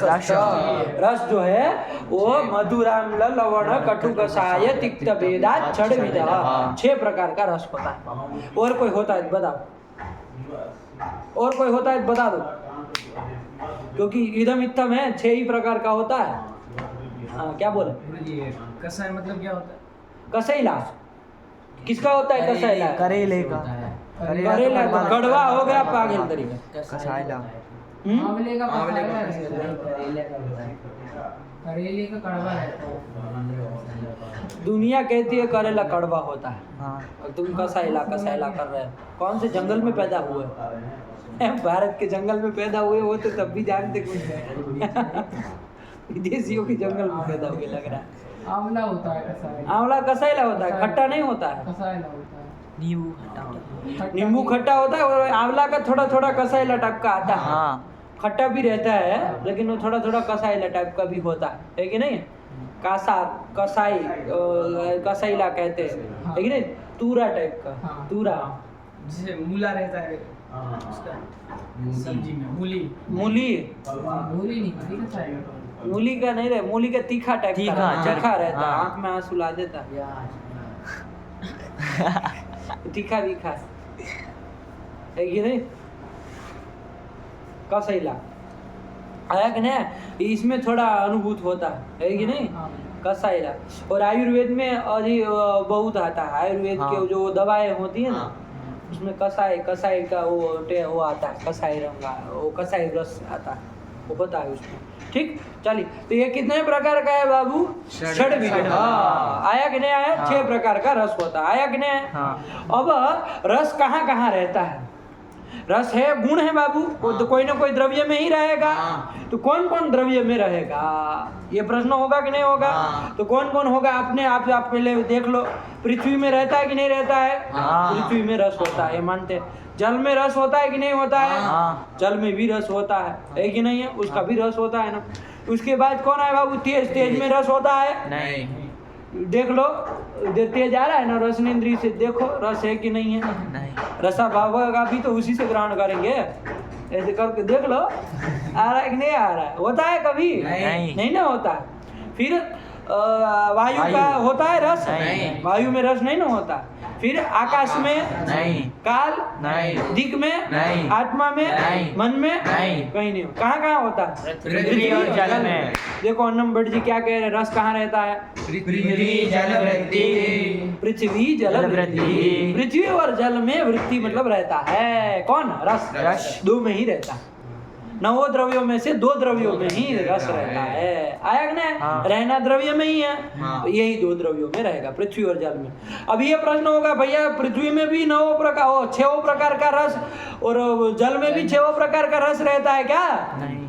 किसमें कितना रहे, विवेक करना पड़ेगा ना कि किसमें कौन सा होता है। तो देखो क्या बता रहे, पृथ्वी में कौन कौन रस रहता है, जल में कौन कौन रस रहता है, क्या कह रहे हैं? तत्र पृथिव्याम षड्वेदः।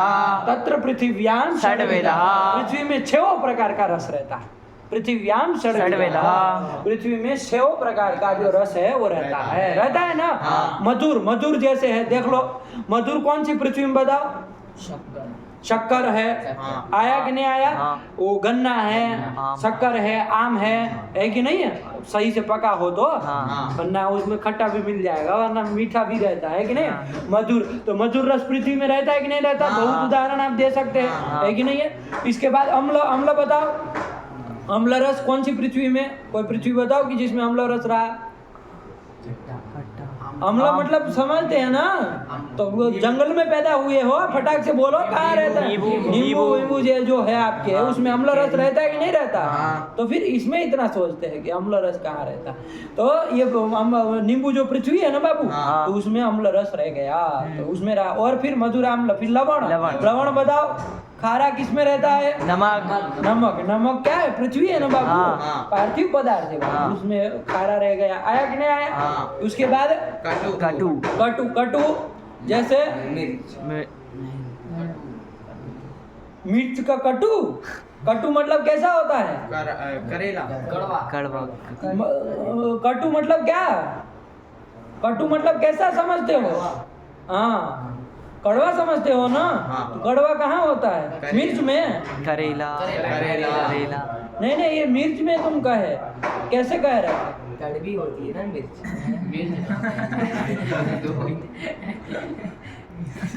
तीखी होती है। कहाँ से पता रहे? देखो बाबू एक चीज ध्यान रखना, ये है ना कटु और तिक्त, इसमें भ्रम है लोगों को। कटु और तिक्त में लोगों को भ्रम है।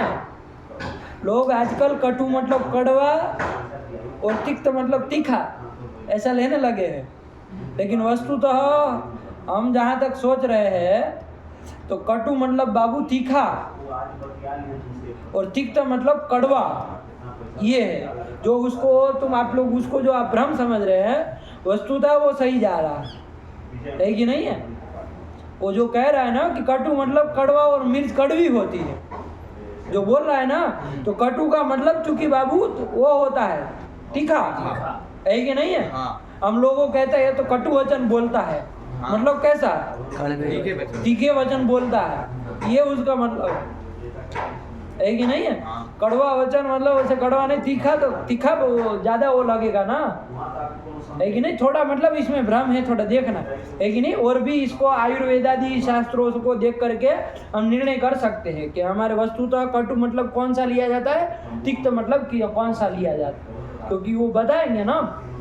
कि भाई इसका गुण ऐसा है, इसका गुण ऐसा है, तो उससे पता चलता है। तो ये थोड़ा ध्यान रखना बाबू, है ना। जो इसको भ्रम जैसा लग रहा है ना, ये थोड़ा इस टाइप का है। इसमें कटु और तिक्त में थोड़ा भ्रमात्मक स्थिति हमको भी लग रही है कि नहीं है, कि होती है, भ्रम है लोक में। लेकिन चलो फिलहाल हम लोग कटु से कड़वा यदि लेते हैं तो हम लोग सामान्य रूप से ले, ये नीम वगैरह जो भी है जितना भी, ये सब बाबू पृथ्वी है ना, तो उसमें नीम कड़वा वो कटु रह गया। आया कि नहीं आया? फिर कौन आया बाबू? कषाय। कषाय मतलब बाबू कसैला, है कि नहीं है। कसैला जो है वो कौन सा, जैसे कौन सी पृथ्वी में रहता है? आंवला। आंवला, है कि नहीं। और भी आपके वो जो ये जो होते हैं ना, उसमें भी कसैला मिलता है। वो जो क्या कहते हैं, वो जो हरित की बहरा, इन सब का कैसा होता है? कसैला होता है कि नहीं होता है कि नहीं? कसैला होता है कि नहीं? पर कैसा होता है उसका चखे कभी? तो फिर ये कसैला है, ये साफ साफ देना चाहिए, है कि नहीं। तो ये भी पृथ्वी है, पृथ्वी में ये कसाई भी रहा। फिर कौन आया? तिक्त। ये मिर्च जितने हैं हम लोग अभी उसी प्रकार से ले रहे, जैसे लोग में व्यवहार में हम लोग करते ही वैसी बोल रहे। तो मिर्च आदि जो पृथ्वी है वो सब में तिक्त रह गया। तो पृथ्वी में कहने का तात्पर्य 6 के 6 रस रहते हैं। आया कि नहीं आया? तो तत् पृथ्व्याम षड्विधः। आया कि नहीं आया? जल में कौन सा रहता है आप लोग बताइए? जल में कौन सा रस रहता है? एक खारा और एक मीठा। नहीं मीठा, सारे पदार्थ आ जाते हैं। हाँ, पृथ्वी के मीठा। क्या कह रहे हैं इनका? पढ़ो, चले देखे फिर विचार करते हैं। जले मधुर एवा। जले मधुर एवा, जल में मधुर ही रहता है और कोई रस नहीं रहता। जल में कौन रस रहता है? मधुर रहता है। जल मीठा रहता है। मीठा होता है जल? कहीं पे खारा भी होता है।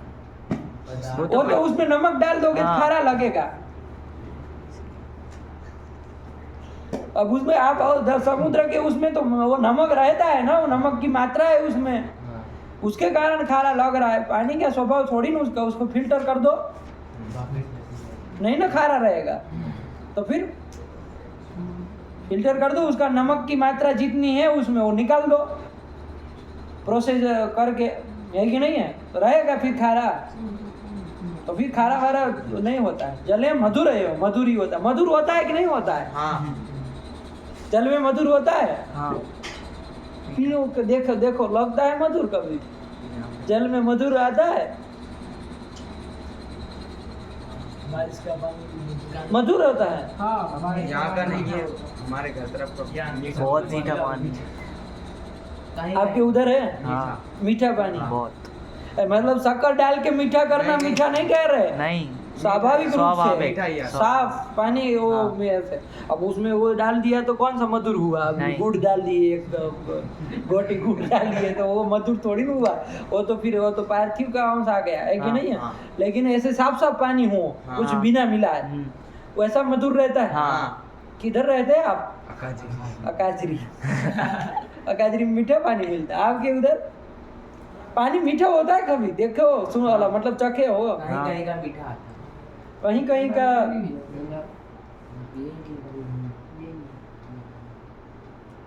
तो रस कोई भी जल हो बाबू, मधुर रस ही होता है उसका, ये ध्यान देना बाबू।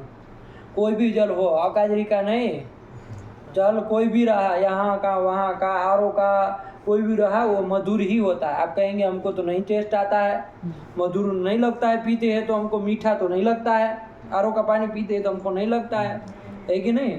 देखो नहीं आता है मधुर रस तो उसमें। लेकिन बाबू ध्यान रखो, मुख की जब अशुद्धि होती है ना, तो आप उसके वास्तविक टेस्ट को नहीं पता कर सकते। यदि आप आंवले बावले से आप अपना मुख शुद्धि कर लीजिए, है कि नहीं है? अपनी मुख शुद्धि सही से आंवले से, और जो वस्तुतः जिसके द्वारा मुख शुद्धि होती है वो कर लीजिए, उसके बाद आप पीजिए उसको।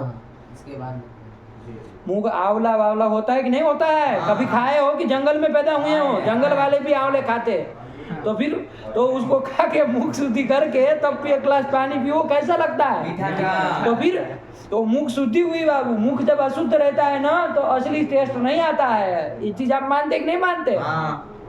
जैसे एक दृष्टांत से बताए आपको लगेगा कि गुरुजी मतलब ये तो फिर आंवले के कारण मीठा लगता होगा, ऐसा नहीं।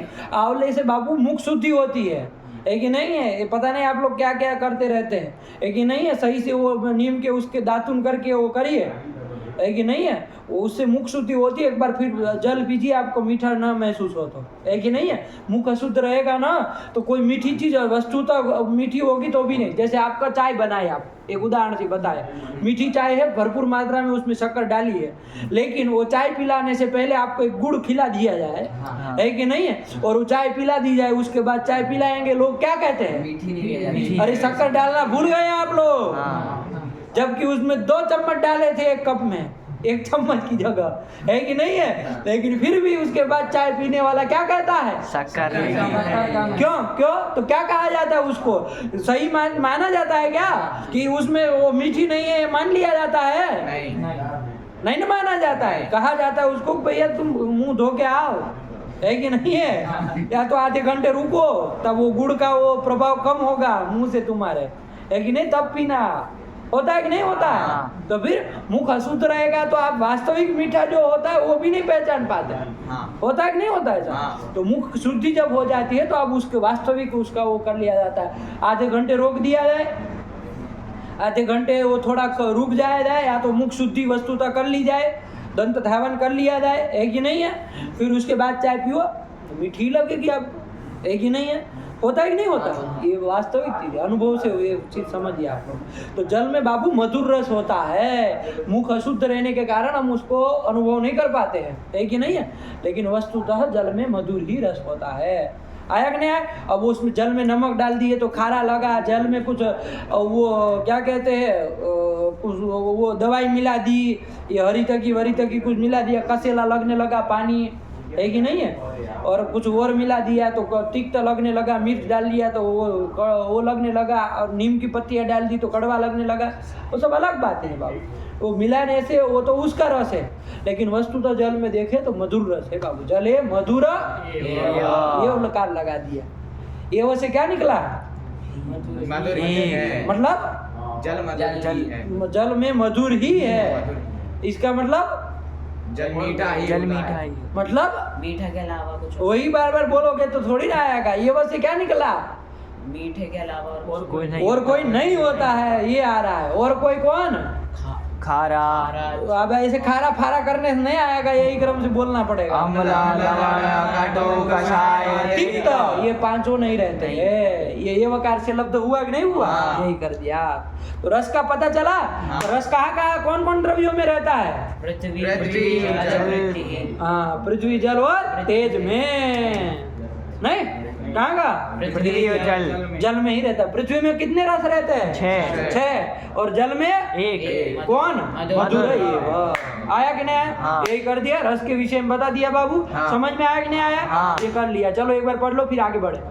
रसनाग्रयो गुणो रसः साचा मधुरमम्ला लवण कटु कषाय तिक्त वेदात् षड्विधः पृथ्वी जल वृत्तिः तत्र पृथिव्यां षड्विधः जले मधुर एव। साफ साफ? हाँ। कोई दिक्कत नहीं ना है इसमें? ये रस के विषय में बाबू नंबर 2 का गुण देख लिया, है कि नहीं है? हाँ। तो अब कौन आया बाबू नंबर 3 का गुण? गंध। गंध। गंध किसको कहते हैं? चल, गंध। गंध किसको कहा जा? तो क्या कह रहे हैं? पढ़ो। घ्राण ग्राह्यो गुणो गंधः, घ्राण से ग्राह्य हो और गुण हो। आया कि नहीं? घ्राण ग्राह्यो गुणो गंधः। घ्राण मतलब बाबू घ्राणेन्द्रिय। घ्राणेन्द्रिय को पार्थिव इंद्रिय थी कि नहीं थी? उसको घ्राण। कहाँ उसका स्थान बताया? घ्राणेन्द्रिय का स्थान नासाग्रवर्ती, नासाग्रवर्ती, नासिका के अग्रभाग में उसका स्थान है ना। और तो गंध किसको कहते हैं? तो घ्राण ग्राह्यो गुणो गंध। घ्राणेन्द्रिय के द्वारा जिसका ग्रहण होता है, इस गुण को क्या कहते हैं? गंध कहते हैं। आया कि नहीं आया? लक्षण बना लेंगे कि नहीं बना लेंगे बाबू? क्या लक्षण बन जाएगा? घ्राण ग्राह्यत्वं विशिष्ट गुणत्वं गन्धस्य लक्षणम्। क्या बन गया शशांक? घ्राण ग्राह्यत्व विशिष्ट गुणत्वं गन्धस्य लक्षणम्। क्या बना? घ्राण ग्राह्यत्व विशिष्ट गंधत्वं गुणस्य लक्षणम्। घ्राण ग्राह्यत्व विशिष्ट गंधत्वम। गंध के लक्षण में गंधत्व को घुसाए। अभी गंध का ही अता पता नहीं, गंधत्व कहाँ जान लेंगे? बोलो। घ्राण ग्राह्यत्व गुणत्वम ए पागल आदमी, चढ़ हो गए हो क्या तुम? बोलो तुम। घ्राण ग्राह्यत्व विशिष्ट गुणत्वम गंधस्य लक्षणम। घ्राणग्राह्यत्व विशिष्ट गुणत्वम गंधस्य लक्षणम। घ्राण ग्राह्यत्व विशिष्ट गुणत्वम गंधस्य लक्षणम। पटक दिया जाएगा तुमको। और कोई बोलेगा? घ्राण ग्राह्यत्व विशिष्ट गुणत्वम गंधस्य लक्षणम। आएगा? थोड़ी मेहनत कर लो बाबू, बोलने लगोगे सबके साथ, है कि नहीं है?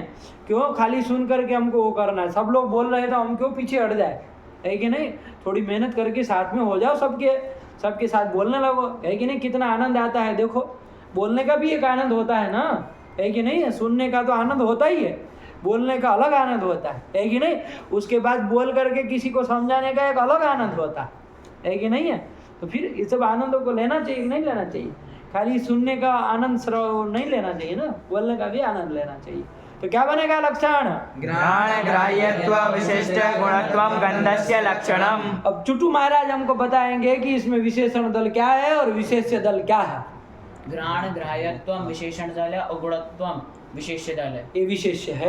आया कि नहीं आया? यदि विशेषण को निकाल दिया जाए, मतलब किसको निकाल दिया जाए? घ्राण ग्राह्यत्वम तो लक्षण का स्वरूप क्या बन जाएगा शशांक? गुणत्वम गंधस्य लक्षणम। आया कि नहीं आया? हाँ। तो बताएंगे आपको चंदन महाराज क्या दोष होगा? अतिव्याप्ति दोष होगी। दोष होगी नहीं, दोष होगा। होगा। हिंदी सही बोलो। रसादि 23 में। रसादि 23 में है ना? कहाँ अतिव्याप्ति होगी शशांक, तुम बताओ। उसमें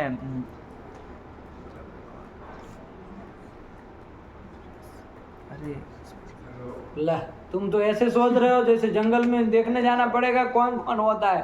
गुण तुम कहा बताओ चुटू। रूप रस स्पर्श आदि में अतिव्याप्ति दोष होगा। रूप रस और स्पर्श आदि में अतिव्याप्ति। चंदन महाराज बताए रसादि 23। अब रसादि 23 हमारी ताकत नहीं है कि हम ढूंढ ले रसादि 23। रूप में अतिव्याप्ति नहीं हुई तो छोड़ दिया पंडित जी आपने रूप को। गंध का लक्षण कर रहे हैं और जला जा रहा है रूप में, तो अतिव्याप्ति इनकी दृष्टि में हो ही नहीं रही है, क्योंकि रूप को लक्ष्य है इनका, है कि नहीं है? अभी रूप से बाहर थोड़ी निकले है ये। अभी देखो फिर से लक्षण पूछेंगे, रूप से लक्षण हम जोड़ देंगे। कहाँ अतिव्याप्ति होगी? रूपादि 23 में। रूपादि 23 है कि नहीं है? हम तो वहीं के वहीं रहे। रूपादि 23 कौन बताओ?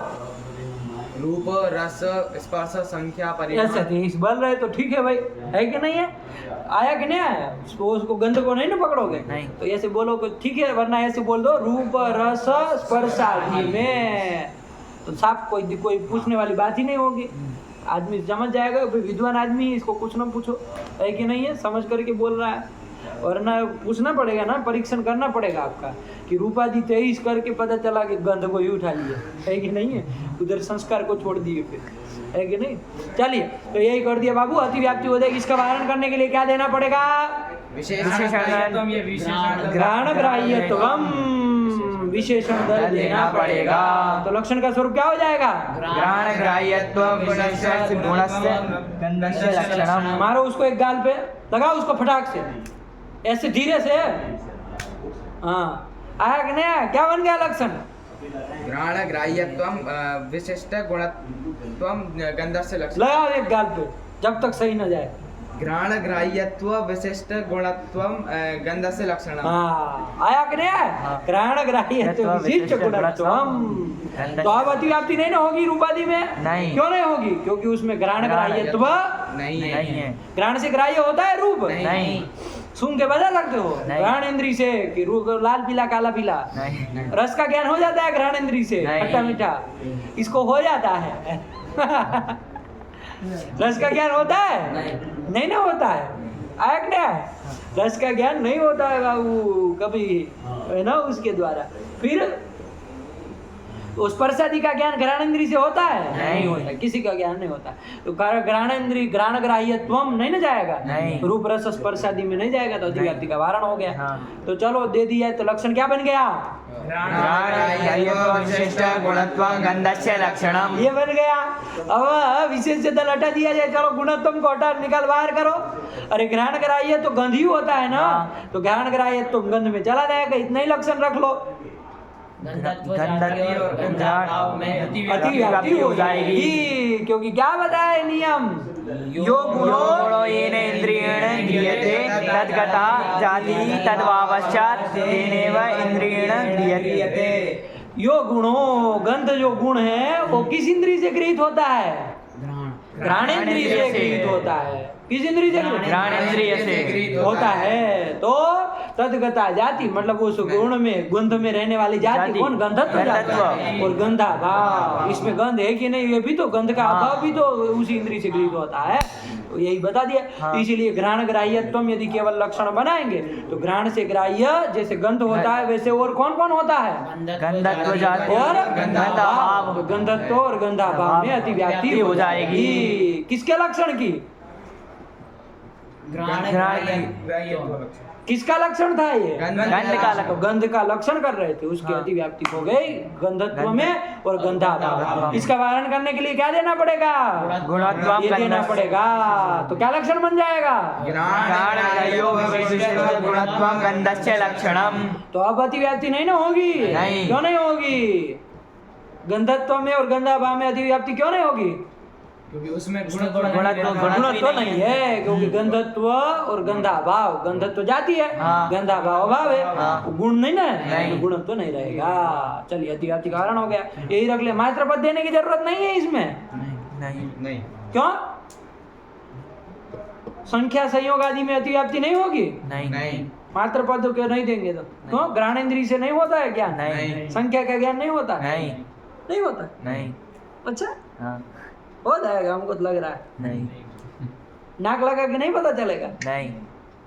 अरे नाक लगा के नहीं पता चलेगा? उसमें भी त्वगिंद्रिय है। त्वगिंद्रिय, नाक बाबू वो शरीर। तो नहीं ना है घ्राणेन्द्रिय, हाँ। नाक त्वगिंद्रिय से पता चलेगा बाबू। आया कि नहीं आया? हाँ। उससे भाई ज्ञान स्पर्श से हो करके हो ज्ञान होता है, संख्या का ज्ञान होता है। आया कि नहीं आया? हाँ। चलिए यही करते, अतिव्याप्ति नहीं, इसलिए मात्र पद नहीं देना पड़ेगा। हाँ। चलो बोल लो, गंधस्य किम लक्षणम?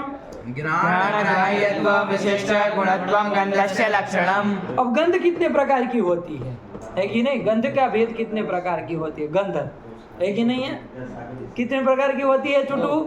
दो प्रकार। कौन कौन? सुगंध और दुर्गंध। चलो तो वही बता रहे हैं, नंबर क्या कह रहे हैं आप लोग? सद्विविधा। हाँ, वो जो गंध है वो दो प्रकार की है। कौन कौन? सुरभिः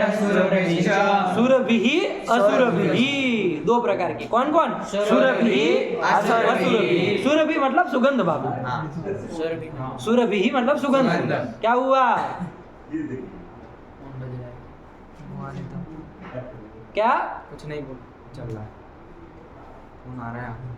तो वो नहीं ना होगा डिस्टर्ब, उसको वो फ्लाइट मोड में डाल दिया करो ना फोन को इतने पार्ट में, ठीक है ना? कोई बात नहीं। चलो, वो बंद नहीं ना होता है वीडियो? नहीं। चल, कट गया हाँ। और वीडियो भी चल रहा है? वीडियो चल रहा है। चल रहा है? हाँ। चलो, तो हो गया सुरभिः असुरभिश्च। काहे कुलदीप डिस्टर्ब कर रहे हो पार्ट में? ऐसे अंड बंड काम मत करो। सुरभिः असुरभिश्च। सुरभि मतलब सुगंध और असुरभि मतलब बाबू दुर्गंध। दुर्गंध। यही जो आपने कहा वही ये भी कह रहे, कोई और नहीं। अब गंध कहाँ कहाँ रहती है भैया?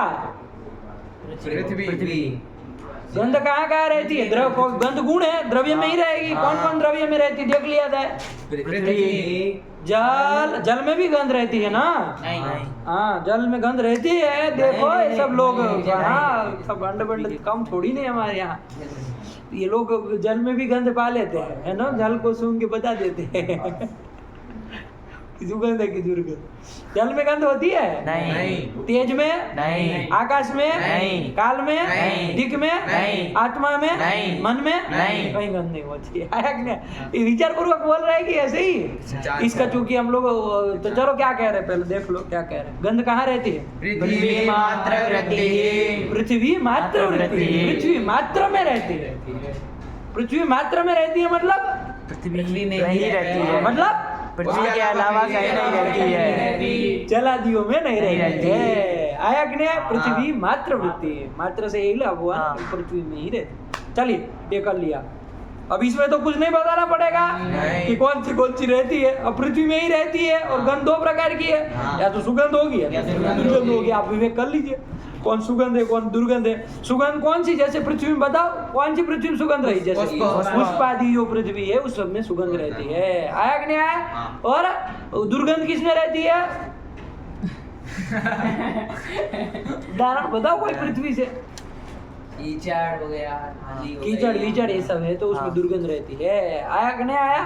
तो ये मलमूत्र आदि जितना भी वो पार्थिव पदार्थ है उन सब में दुर्गंध असुर भी रहती है। आया कि नहीं आया? हाँ। तो यही है। तो पृथ्वी मात्र वृत्ति, तो इसमें अब और कुछ बताने की जरूरत ही नहीं है। यदि ऐसा होता कि भाई और भी कहीं रहती फिर विवेक करना पड़ता, इसमें ये रहती इसमें ये रहती, ये सब कुछ है ना, पृथ्वी में ही रहती है। और जल आदि में गंध नहीं होती है बाबू। लोक में जो व्यवहार करते हैं ना कि जल में दुर्गंध आ रही है, जल में तो वो उसमें चूहा मर गया साफ करो उसको, है कि नहीं? वो चूहे की आ रही है, होता है ना कभी हाँ। टंकी में कोई चूहा मर गया तो कहते हैं अरे पानी में बदबू आ रही, तो वो तुम्हारा दद्दा चूहा है, वो पार्थिव है उसका शरीर, है कि नहीं है? तो फिर तो पृथ्वी की गंध है। और जो कुछ पुष्प आदि मिला दिया जाए तो गुलाब जल जिसको कहते हैं तो उसमें सुगंध भी आपको मालूम पड़ती है। तो बाबू वो क्या कहते हैं, वो पुष्प की गंध है, पार्थिव है वो, है वो पृथ्वी में ही वो गंध है, जल की नहीं। आया कि नहीं आया? हाँ। तो यही देख लेना, इस तरह से विवेक कर लेना। तेज में तो कभी कोई गंध अनुभव करता भी नहीं, लोक में व्यवहार करता है। वायु में लोक में व्यवहार होता है, वायु सुगंधित है कि दुर्गंधित है कि नहीं है? हाँ। तो बाबू वो वायु का नहीं है, उसको भी हम लोग जो पृथ्वी का प्रकरण देखे थे तो विस्तार से विचार किए थे कि हाँ। कोई दूसरी जगह कोई ऐसा पुष्प आदि का पेड़ कोई हो पेड़, हाँ। तो वहां से वायु टकरा करके आ रही तो वो पुष्प के कणों को लेकर के आ रही है कि नहीं है? तो उसके कारण आपको सुगंध मालूम पड़ रही है, और कुछ दूसरी चीज ले आ रहे तो दुर्गंध मालूम पड़ती है। वायु में अपने में कोई सुगंध दुर्गंध नहीं होती है। आया कि नहीं आया? हाँ। गंध जो है वो पृथ्वी में ही रहती है। हो गया? हाँ। ये गंध का चर्चा हो गई। इसके बाद कौन आया बाबू? कितने गुण देख लिए? तीन, कौन कौन? रूप, रस, गंध। अब कौन आया नंबर 4 का गुण? स्पर्श। स्पर्श आया। स्पर्श किसको कहते भाई? स्पर्श होता है ना, हाँ। ठंडा गरम स्पर्श होता है, यही तो स्पर्श है। शीत स्पर्श, उष्ण स्पर्श। तो ये स्पर्श जो है बाबू कौन किसको स्पर्श कहते हैं? त्वगिंद्रिय, आप लोग शायद स्पर्श मतलब स्पर्श वो इंद्री को भी स्पर्श इंद्री बोल रहे हैं। स्पर्श गुण है बाबू, है कि नहीं? इंद्री को तो त्वक नाम दिया है बाबू, इसलिए स्पर्श मतलब कौन? ये शीत उष्ण ये जो होता है ना, ये स्पर्श है बाबू। शीत स्पर्श उष्ण स्पर्श, है कि नहीं है? तो ये स्पर्श है। स्पर्श किसको कहते हैं? तो चलो क्या कह रहे हैं अन्नम भट्ट जी? त्वगिंद्रिय मात्र ग्राह्यो गुणः स्पर्शः, त्वगिंद्रिय मात्र ग्राह्यो गुणः स्पर्शः। त्वगिंद्रिय मात्र से जिसका ग्रहण होता हो, ऐसे गुण को क्या कहेंगे? स्पर्श कहेंगे। आया कि नहीं आया? हाँ। त्वगिंद्रिय मात्र से जिस गुण का मतलब जो ग्राह्य होता हो जो गुण, उस गुण को क्या कहेंगे? स्पर्श कहेंगे। आया कि नहीं आया? हाँ। जैसे शीत स्पर्श हाँ। है कि नहीं? उसका त्वगिंद्रिय से ही ज्ञान होता है ना। हाँ। त्वगिंद्रिय आंख से देख के ठंडा का ज्ञान, गरम स्पर्श ऐसा ज्ञान नहीं ना होता है। नहीं। शीत स्पर्श का उष्ण स्पर्श का ज्ञान नहीं ना होता है। नहीं। चक्षुरिंद्रिय से होता है। नहीं। चक्षुरिंद्रिय से ठंडा गरम ज्ञान हो जाता है, तो इसको होता है। घ्राणेंद्रिय से होता है, नहीं ना होता है। आपके मुरादाबाद में होता है बता दो, तो फिर हम ध्यान रखिए लक्षण बनाने में। घ्राणेंद्रिय से नहीं ना होता है। फिर रसनेंद्रिय से ठंडा गरम का ज्ञान, शीत स्पर्श उष्ण नहीं होता है। फिर कौन इंद्रिय है? ज्ञान रसना चक्षुरिंद्रिय से होता है। नहीं। नहीं। त्वगिंद्रिय से होता है। नहीं। त्वगिंद्रिय से होता है। इसके बाद कौन आया? श्रोतेंद्रिय से ठंडा गरम ज्ञान नहीं होता है। और मन इंद्रिय से नहीं होता। तो त्वगिंद्रिय मात्र से ग्राह्य शीत स्पर्श उष्ण स्पर्श ये जितने भी स्पर्श है वो है कि नहीं है? हाँ। और गुण है कि नहीं है? हाँ। तो शीत स्पर्श त्वगिंद्रिय मात्र ग्राह्यो गुणः स्पर्श। स्पर्श जो चौथा गुण है उसका स्वरूप बता दिया। लक्षण चुटू महाराज बताएंगे क्या बनेगा।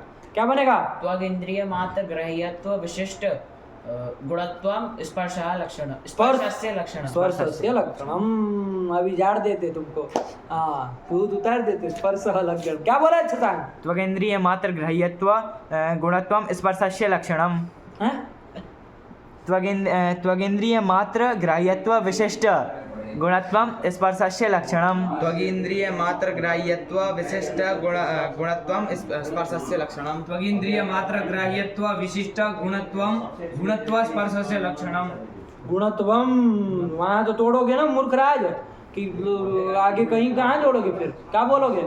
त्वगिन्द्रिय मात्र ग्राह्य नहीं नहीं वो गलती आप कैसे की जाए इनसे सीखे कोई।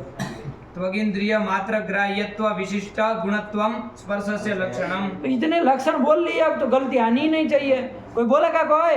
हाँ त्वक इंद्रिय मात्र ग्राह्यत्व विशिष्ट गुणत्वं स्पर्शस्य लक्षणं। तो इंद्रिय मात्र ग्राह्य बाबू कौन है? स्पर्श। तो इंद्रिय मात्र ग्राह्य कौन है? स्पर्श। तो उसमें क्या रहेगा? तो इंद्रिय मात्र ग्राह्यत्व रहेगा कि नहीं? तो इंद्रिय मात्र ग्राह्यत्व उसमें रहेगा कि नहीं रहेगा? और स्पर्श गुण है कि नहीं? उसमें क्या रहेगा? गुणत्व रहेगा। तो दो चीज है बाबू, विशिष्ट जोड़ करके बोल दिया जाए, कोई नहीं है। तो इंद्रिय मात्र ग्राह्यत्व विशिष्ट गुणत्वं स्पर्शस्य लक्षणं में लक्षण चला जाएगा। तो इंद्रिय मात्र ग्राह्यत्वम भी है और इसमें गुणत्वम भी है, तो लक्षण चला गया, समन्वय हो गया, कोई दोष नहीं ना है। नहीं। और कहीं अतिव्याप्ति अभिव्याप्ति नहीं है। नहीं। विशेषण दल हटा दिया जाए तो सीधे से बोलेंगे क्या बनेगा चंदन? लक्षण गुणत्वं स्पर्शस्य लक्षणं यही बन जाएगा। तो क्या दोष आएगा बताओ टूटू? रूप रस गंध संख्या आदि में अतिव्याप्ति दोष हो जाएगा। चुटू पकड़ लिया है। अब आया कि नहीं? कहाँ अतिव्याप्ति हो जाएगी? रूप रस गंध संख्या आदि में अतिव्याप्ति हो जाएगी ना, क्योंकि गुणत्वम तो सब में है। स्पर्श को छोड़ करके 23 जो अतिरिक्त है उसमें भी है, तो अतिव्याप्ति होगी। इसका वारण करने के लिए क्या दे देंगे बाबू? मात्र ग्राह्यत्वम ये दे देंगे। अब अतिव्याप्ति का तो दे देने पर वारण हो जाएगा कि नहीं हो जाएगा? कैसे हो जाएगा? क्योंकि रूप जो है वो तो इंद्रिय मात्र ग्राह्य है नहीं, और और रस जो है तो इंद्रिय मात्र ग्राह्य है नहीं, और संख्या आदि गंध संख्या आदि कोई नहीं ना, तो इंद्रिय मात्र ग्राह्य, तो अतिव्याप्ति का वारण हो जाएगा। तो यही दे दिया। क्या बन गया लक्षण? त्वगिन्द्रिय मात्र ग्राह्यत्व विशिष्ट गुणत्वं स्पर्शस्य लक्षणं इसमें विशेष दल हटा दो बाबू, क्या बन जाएगा? त्वगिन्द्रिय मात्र ग्राह्यत्वं यही लक्षण रख लो, क्या दिक्कत है? गुण वो स्पर्शवत स्पर्शवत्व स्पर्श जाति और स्पर्शाभाव। कौन जाति? स्पर्शत्व हाँ, जाति और स्पर्शभाव स्पर्शाभाव में अतिव्याप्ति हो जाएगी। क्या नियम है? यो गुणो येन इंद्रियेण गृह्यते तद्गता जातिः तद्भावश्च तेनैव इंद्रियेण गृह्यते। स्पर्श गुण यदि त्वगिन्द्रिय मात्र से ग्राह्य है तो तद्गता जो स्पर्शत्व जाति है और तद्भावश्च मतलब स्पर्शाभावश्च एक है ना इंद्रिय त्वगिन्द्रिय गृहीत होगा, तो उसमें अतिव्याप्ति हो जाएगी। त्वगिन्द्रिय मात्र ग्राह्य तो उसमें भी है, वारण करने के लिए गुणत्वम दे दिया। अब अतिव्याप्ति नहीं होगी क्योंकि वो गुण नहीं है, एक जाति है एक अभाव है, तो उसमें गुणत्व नहीं रहेगा, वारण हो गया। तो लक्षण बना दिया बाबू। क्या बना दिया? त्वगिन्द्रिय मात्र ग्राह्यत्व विशिष्ट गुणत्वं स्पर्शस्य लक्षणम्। इधर मात्र पद का उपादान किया है, ध्यान देना बाबू। यदि मात्र पद निकाल दिया जाए तो लक्षण का स्वरूप क्या बनेगा? त्वगिन्द्रिय ग्राह्यत्वं गुणस्य लक्षणम्। क्या बना चुटू? त्वग इंद्रिय ग्रहित। त्वग इंद्रिय ऐसा अलग क्यों करना पड़ रहा है? त्वग इंद्रिय नहीं बोल पाते हो? त्वग इंद्रिय ग्रहित ग्राह्यत्व ग्राह्यत्व गुणत्व स्पर्शस्य विशिष्ट तुम्हारे गद्दा आएगा बोल रहे हैं। त्वग इंद्रिय ग्रहित। क्या हो गया चुटू? हैंग होने लगा मोबाइल चुटू हैंग हो गया। मात्रा ही निकाला, बाकी सब तो बोल रहा है, क्यों घबरा गए? त्वगिन्द्रिय ग्रहत्व ग्राह्यत्व ग्राह्य ग्रह ग्रह क्या है? ये ग्रह नवग्रह को नहीं लाना इधर। ग्राह्यत्व त्वगिन्द्रिय ग्राह्यत्व विशिष्ट गुणत्व स्पर्शस्य क्या बना? त्वगिन्द्रिय ग्राह्यत्व विशिष्ट गुणत्वं स्पर्शस्य लक्षणम्। क्या दिक्कत है बताओ? संख्या संयोग आदि में अतिव्याप्ति हो जाएगी, क्योंकि संख्या का ज्ञान, संख्या जो है वो त्वगिन्द्रिय से ग्राह्य है कि नहीं है? तो त्वगिन्द्रिय ग्राह्य तो उसमें गया। संयोग जो है त्वगिन्द्रिय से ग्राह्य है कि नहीं? तो त्वगिन्द्रिय ग्राह्य तो गया, और गुण है तो गुणत्व भी गया, तो अतिव्याप्ति हो जाएगी। स्पर्श के लक्षण का चला गया, संख्या संयोग में तो अतिव्याप्ति हो गई। आया कि नहीं? इसका वारण करने के लिए क्या देना पड़ेगा? तो अर्थ क्या हो जाएगा? त्वगिन्द्रिय मात्र से ग्राह्य होना चाहिए। ऐसे गुण को स्पर्श का। अब आपका संयोग संख्या जो है वो त्वक इंद्रिय मात्र ग्राह्य होते हैं? नहीं। क्यों नहीं होते? क्यों? और किस इंद्रिय से ग्राह्य होते? चक्षु इंद्रिय से भी संख्या का संयोग का ज्ञान होता है। तो त्वक इंद्रिय मात्र ग्राह्य तो नहीं ना गया संयोग संख्या में? नहीं। तो त्वक इंद्रिय मात्र ग्राह्य तो विशिष्ट गुणत्व ये स्पर्श का लक्षण कर देंगे तो कोई दिक्कत नहीं है। आया कि नहीं आया? कोई दिक्कत नहीं है, ये कर दिया जाए। स्पर्श से लक्षण क्या बन गया? सब लोग बोलिए। साफ साफ झलक रहा है ना? कोई दिक्कत नहीं ना है? स्पर्श कितने प्रकार के होते हैं भाई? देखिए क्या बता रहे हैं। सच त्रिविधः। वो स्पर्श 3 प्रकार का होता है बाबू। कितने प्रकार का होता है? 3 प्रकार का होता है। सचत त्रिविधः मतलब स्पर्श सचत त्रिविधः। कौन 3 प्रकार है भाई बताओ? देखो बाबू, शीत है सबसे पहले, शीत स्पर्श पता है ना? शीत ठंडा स्पर्श है कि नहीं? कोल्ड क्या कहते थे उसको इंग्लिश में? कोल्ड कोल्ड कहते हैं। कोल्ड तो शीत स्पर्श आया कि नहीं बाबू? एक। फिर दूसरा आया क्या? उष्ण हॉट आया कि नहीं आया? हॉट जो है वो क्या है बाबू? गुण है। आया कि नहीं? उष्ण स्पर्श जो है वो क्या है? गुण है बाबू। आया कि नहीं आया? है कि नहीं? तो शीत स्पर्श उष्ण स्पर्श आया कि नहीं आया? हॉट कॉफी होती है ना, एक कोल्ड कॉफी होती है, हॉट कॉफी होती है कॉफियाँ।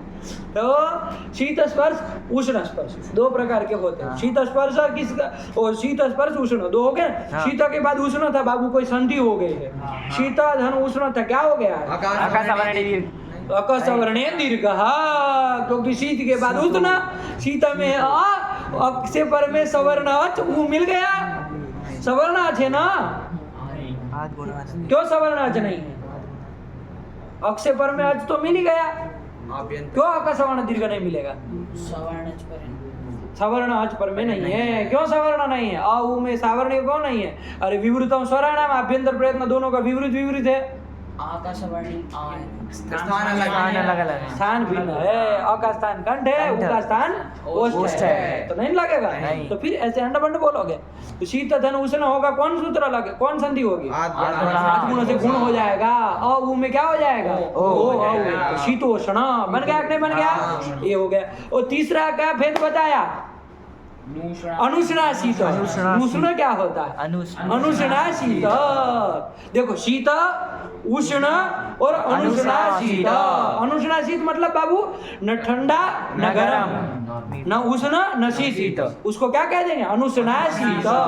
अनुष्ण मतलब न उष्ण इति अनुष्ण और न शीत इति अशीत। उसको मिला करके क्या बना दिया? अनुष्णा शीत। न ठंडा न गर्म, ऐसा अनुष्णा शीत स्पर्श भी होता है। आया क्या?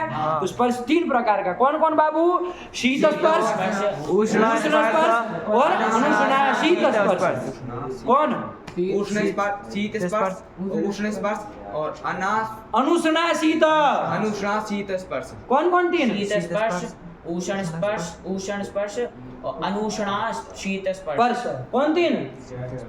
शीत स्पर्श, उष्ण स्पर्श और अनुष्णा शीत स्पर्श। शीत स्पर्श, उष्ण स्पर्श,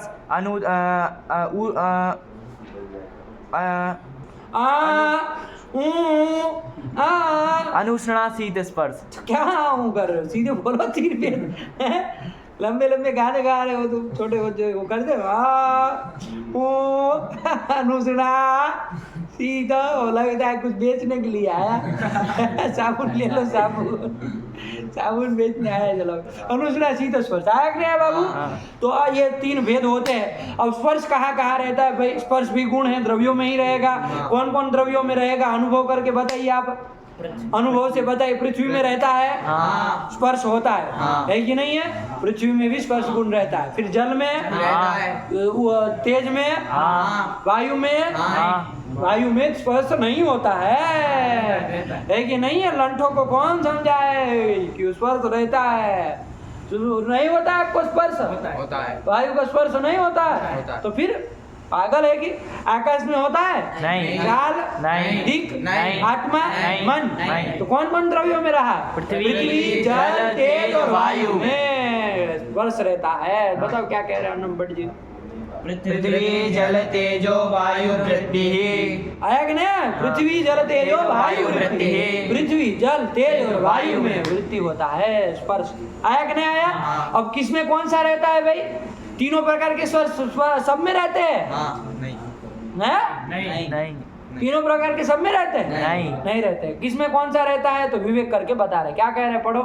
तत्र शीतो जले। शीत स्पर्श जो है वो किसमें रहता है बाबू? जल में। जल में ही रहता है। जल में होता है शीत स्पर्श।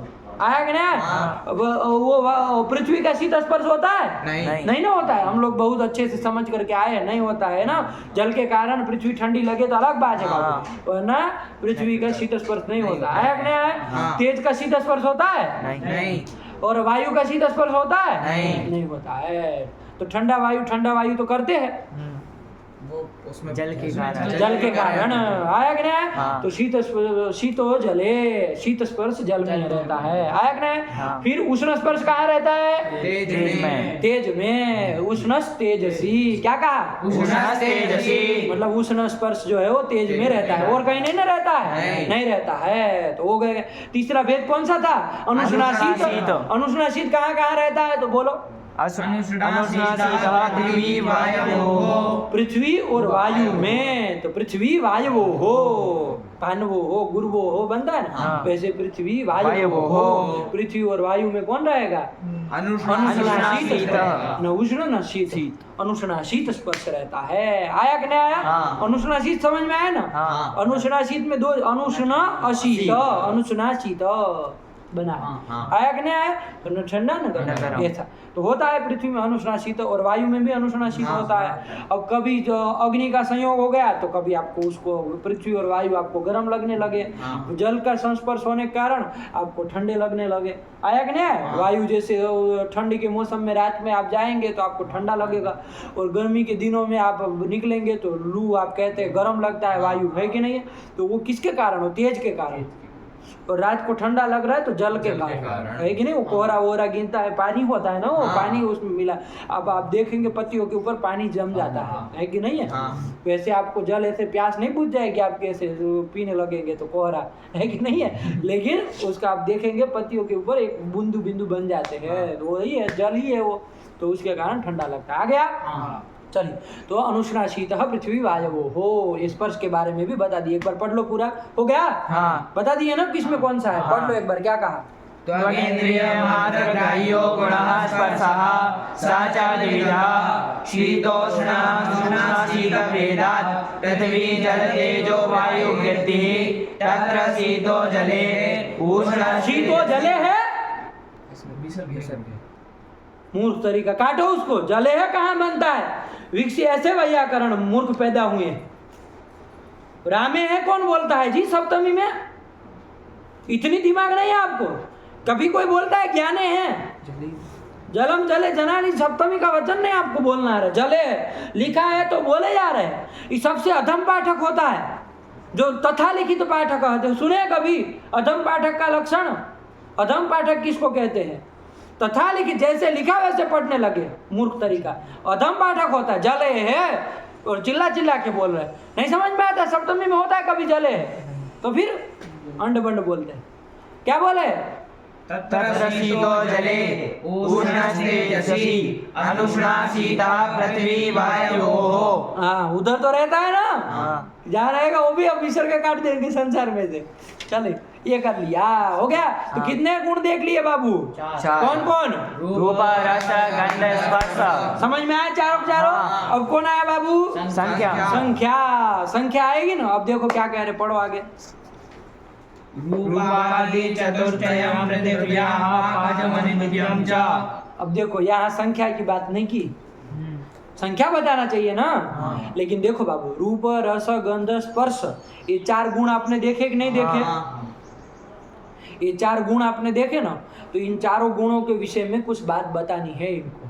एक विशेष बात है ना, महत्वपूर्ण बात, बहुत महत्वपूर्ण बात बतानी है कि भाई ये रूप रस गंध स्पर्श ये जो पैदा होते हैं तो कैसे पैदा होते हैं? रूप किसके कारण आता है? रस कैसे आता है? कुछ विशेष बात बताना चाह रहे हैं, जिसके कारण इन्होंने थोड़ा ग्रंथ लिया। यहाँ पर उतने में बता करके फिर जहाँ से उनको बताना था संख्या के विषय में वो बताने लगेंगे, है कि नहीं है। तो क्या कह रहे हैं, देखो बाबू ये रूपादि चतुष्टयम, रूपादि चतुष्टय कौन कौन है बाबू? रूपादि चतुष्टय मतलब रूपादि चार कौन कौन है? रूप रस गंध स्पर्श, ये चार है बाबू। ये क्या कह रहे हैं, रूपादि चतुष्टयम पृथिव्याम पाकजम नित्यम च। देखो ये रूपादि चार है ना, रूप रस गंध और स्पर्श, ये बाबू नित्य भी होते हैं अनित्य भी होते हैं। आया कि नहीं आया? रूप नित्य भी होता है अनित्य भी होता है। तो नित्य होता है तो चलो कोई बात नहीं, उसका तो उत्पत्ति और विनाश कुछ होना नहीं है। लेकिन जो अनित्य है तो वो कभी पैदा होगा कि नहीं होगा? तो वो पैदा होगा तो किससे पैदा होगा? रूप किसी चीज में पैदा होगा तो किसके कारण पैदा होता है? रस कहीं पैदा होता है तो किसके कारण होता है? गंध कैसे पैदा किससे होती है? और स्पर्श कैसे पैदा होता है, ये बताना पड़ेगा। आया कि नहीं आया? तो वही सब बात बता रहे हैं। आप इतना ग्रंथ पढ़ लीजिए, इसको हम कल विस्तार से चलेंगे।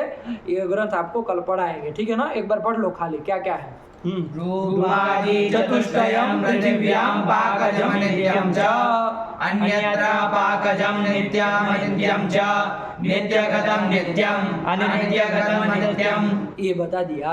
इतने उसमें वो सारा का सारा विज्ञान आपके सामने रख देंगे, है कि नहीं है? ये सारा का सारा विज्ञान आपके सामने रख देंगे कि भाई ये रूपादि की उत्पत्ति होती है तो कैसे होती है कि नहीं, और किस में नित्य है किस में अनित्य है, ये सब बातें क्लियर हो जाएगी इतने के द्वारा। फिर आगे देखो उसके बाद क्या है, संख्या क्या है पढ़ो पंक्ति। एकत्वाद व्यवहार हेतु संख्या, आया कि नहीं आया? ये संख्या है। अब फिर संख्या में चलने लगेंगे। तो अब कल हम देखेंगे, आप लोग यहाँ तक का ग्रंथ याद करके आइएगा, ये भी याद कर लीजिएगा, है ना? रूपादि चतुष्टयम पृथिव्याम पाकजम, यानी कुछ नहीं है, 2 लाइनें उसको करके आना, ठीक? चलिए इसको कर लो। भगवती नमः, पराम्बिकायै नमः।